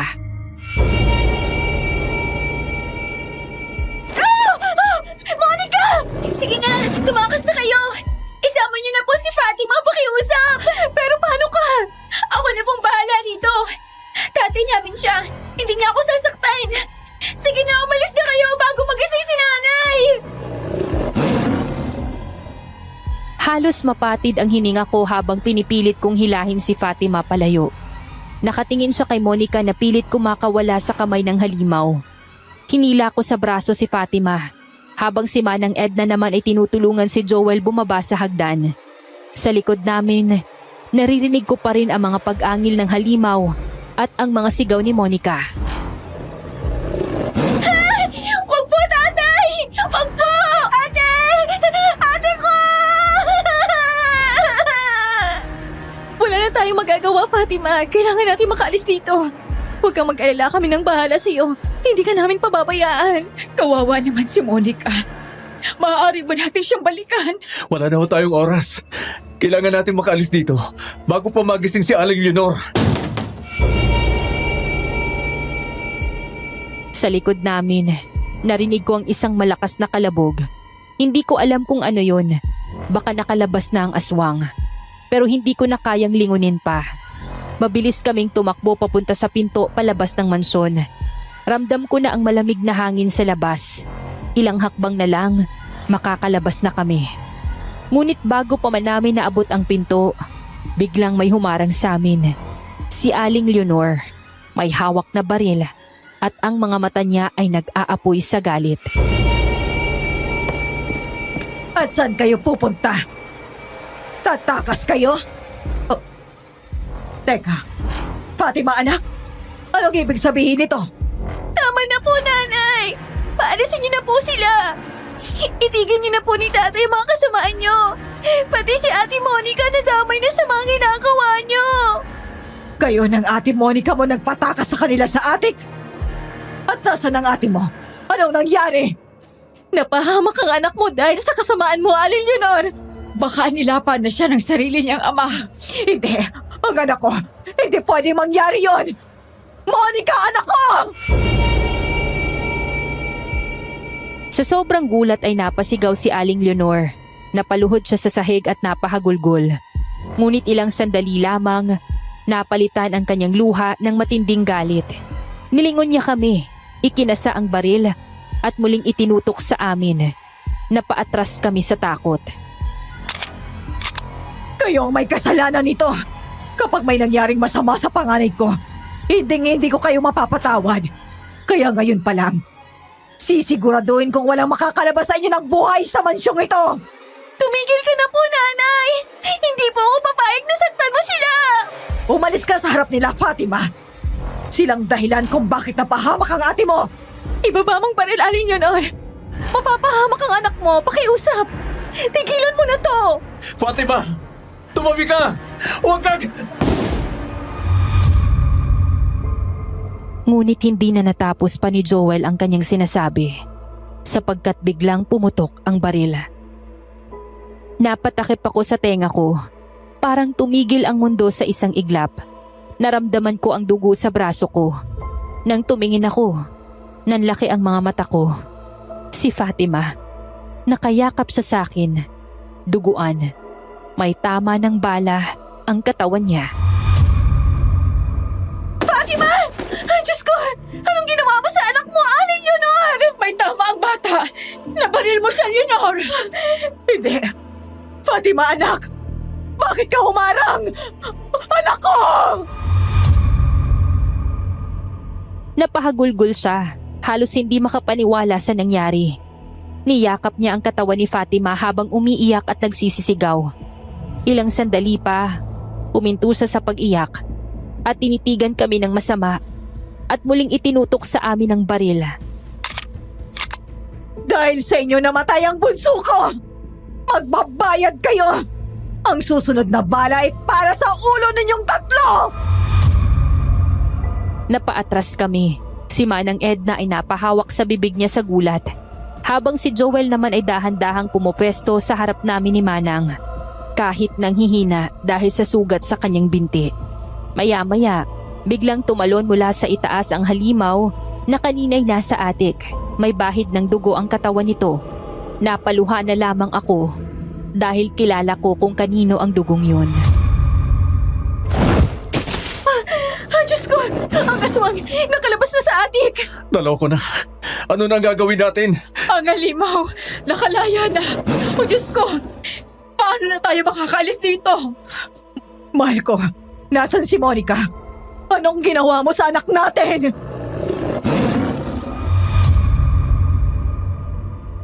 Ngunit umangi lang ang halimaw. Sa puntong yun ay alam na ni Aling Leonor ang nangyari kay Monica. Mas lalo siyang nanggalaiti sa galit. Pati ang panganay ko nawala ng dahil sa inyo! Sila ang may kasalanan sa lahat, mahal ko! Pati ang bunso nating anak wala na rin dahil sa kanila! Tapusin mo na sila! Ipaghiganti mo ang mga anak natin! Biglang gumalaw ang halimaw. Tumayo ito ng tuwid. Lumingon sa amin at tila handa ng sumugod. Nalinti ka na. Tara na! Susugurin tayo niyan! Clara! Joel! Tumakas na kayo. Kailangan ninyong mabuhay. Ako na nga harap sa kanila. Hindi, Manang. Anong ginagawa mo? Tigilan mo yan! Lahat tayo aalis dito ng buhay! Manang, wag! Aalis tayong tatlo rito! Hindi ka namin maiiwan dito! Kapag hindi kayo umalis, sabay-sabay tayong mamamatay rito. Umalis na kayo! Iwan niyo na ako! Aba, nagpapakabayani ka pa, Edna. Baka nakakalimutan mo. Nakatutok pa rin sa inyong baril ko. Walang makakaalis dito. At dahil gusto mong mauna, pues, pagbibigyan kita. Papaunahin na kita sa impyerno! Pinaputukan ni Aling Leonor si Manang Edna. Ngunit, Ano? Wala nang bala! Puiset! Lumabas na kayo! Joel, itakas mo na si Clara. Bilisan ninyo! Pero Manang, Tara na, Clara. Wala na tayong oras. Kailangan na natin makaalis dito. hinila ako ni Joel palabas ng pinto. Hindi ko alam kung saan niya kinukuha ang lakas pero kahit hirap na hirap siya dahil sa sugat sa binti, pinilit pa rin niyang makalabas kami sa mansyon. mahal ko, tumatakas sa mga bihag. Huwag mong hayaang makaalis sa mga pagkain mo. Dadaan muna kayo sa ibabaw ng bangkay ko bago ninyo sila masundan! Habang tumatakbo kami ni Joel palayo sa mansyon, narinig namin ang malakas na sigaw ni Manang Edna. Si Manang! Manang! May nangyari kay Manang, balikan natin siya, Joel! Wala na tayong magagawa. Huwag mong hayaang mabaliwala ang sakripisyo ni Manang Edna. Kailangan natin makalayo rito. Hindi pwede. Kailangan ko ipagiganti si Farah at si Manang Edna. Hindi ko hahayaan na makaligtas sa mag-asawang yan sa lahat ng buhay na nawala ng dahil sa kanila. Pati mga anak nila, nadamay dahil sa kasamaan nila. Tulungan mo ako, Joel. Anong gusto mong gawin? Kapag bumalik tayo sa mansyon, baka mahirapan na tayo makaalis. Samahan mo ako sa bodega na nasa labas ng mansyon. Naalala ko, habang naglilibot kami ni Farah noon, may nakita kaming galon ng gasolina na naroon. Napatingin lang sa akin si Joel. Kita ko sa mga mata niya ang pag-aalinlangan. Pero sa huli, tumango siya. Alam niya na desidido ko na kahit anong mangyari, babalik ako sa mansyon.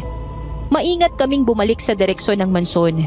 Paglapit namin sa bintana, narinig namin na merong ngumangasab. Nang sumilip kami sa siwang, halos mawalan ako ng malay. Nakita kong kinakain ng aswang ang wala ng buhay na katawan ni Manang Edna. Kitang-kita ko nang dukutin nito ang mga laman loob ni Manang at ang puso niyang bahagyang tumitibok pa ay nilantakan ng halimaw. Nasa tabi lamang si Aling Leonor. Tuwang-tuwa. Tila nasisiyahan sa karumal-dumal na tanawing kanyang pinapanood. Diyos ko, Manang! Anong ginawa nila sa'yo? Halika na, Clara. Huwag mo nang tingnan. Magbabayad kayo! Sisiguraduhin kung hindi na kayo sisikatan ng araw! Nagpunta kami sa bodega at kinuha ang galon ng gasolina na naroon. Isinaboy namin ang laman nito sa paligid ng mansyon. Itinuro pa sa akin ni Joel ang isang lihim na pasukan sa likod ng mansyon.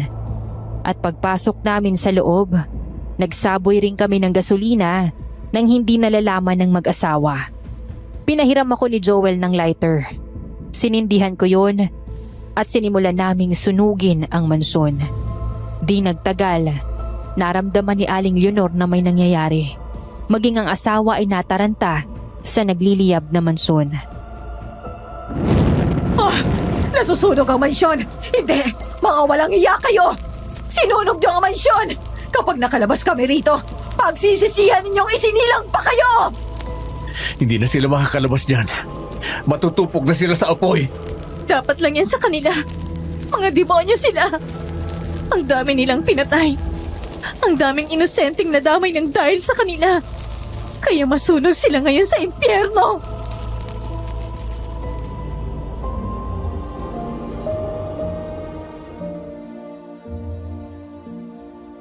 Malapit nang mag-umaga nang maisip naming umalis na sa lugar na yon. Habang naglalakad kami, may nakasalubong kaming mga kalalakihan. Humingi kami ng tulong sa kanila at sinabi naming nasusunog ang mansong bakasunan sa gubat at kami lamang ang nakaligtas. Pinalabas na lang namin na pinasok ng mga masasamang loob ang bakasunan bago nagkaroon ng sunog at nabaril si Joel sa binti upang hindi kami panghinalaan. Dinala nila kami sa pagamutan sa bayan upang maipagamot ang sugat ni Joel. Maayos akong nakabalik sa Maynila at ipinangako ko sa sarili ko na hinding-hindi na ako babalik sa lugar na yon. Sa tulong ng mga natitira ko pang kamag-anak at mga kaibigan na nagmamahal sa akin, unti-unti akong nakapag-move on sa lahat ng nangyari. Sa ngayon, ako na ang CEO ng kumpanyang iniwan sa akin ng aking mga magulang at maayos ko na itong pinapatakbo. At isa pa, bukod sa mga taong nagmamahal sa akin, may isa pang tao na pinagkakautangan ko ng malaking utang na loob. Kung hindi dahil sa kanya, baka bumigay na ako sa buhay dahil sa tindi ng mga pinagdaanan ko. Nagpapasalamat ako sa kanya dahil sa kabila ng lahat, hindi niya ako iniwan.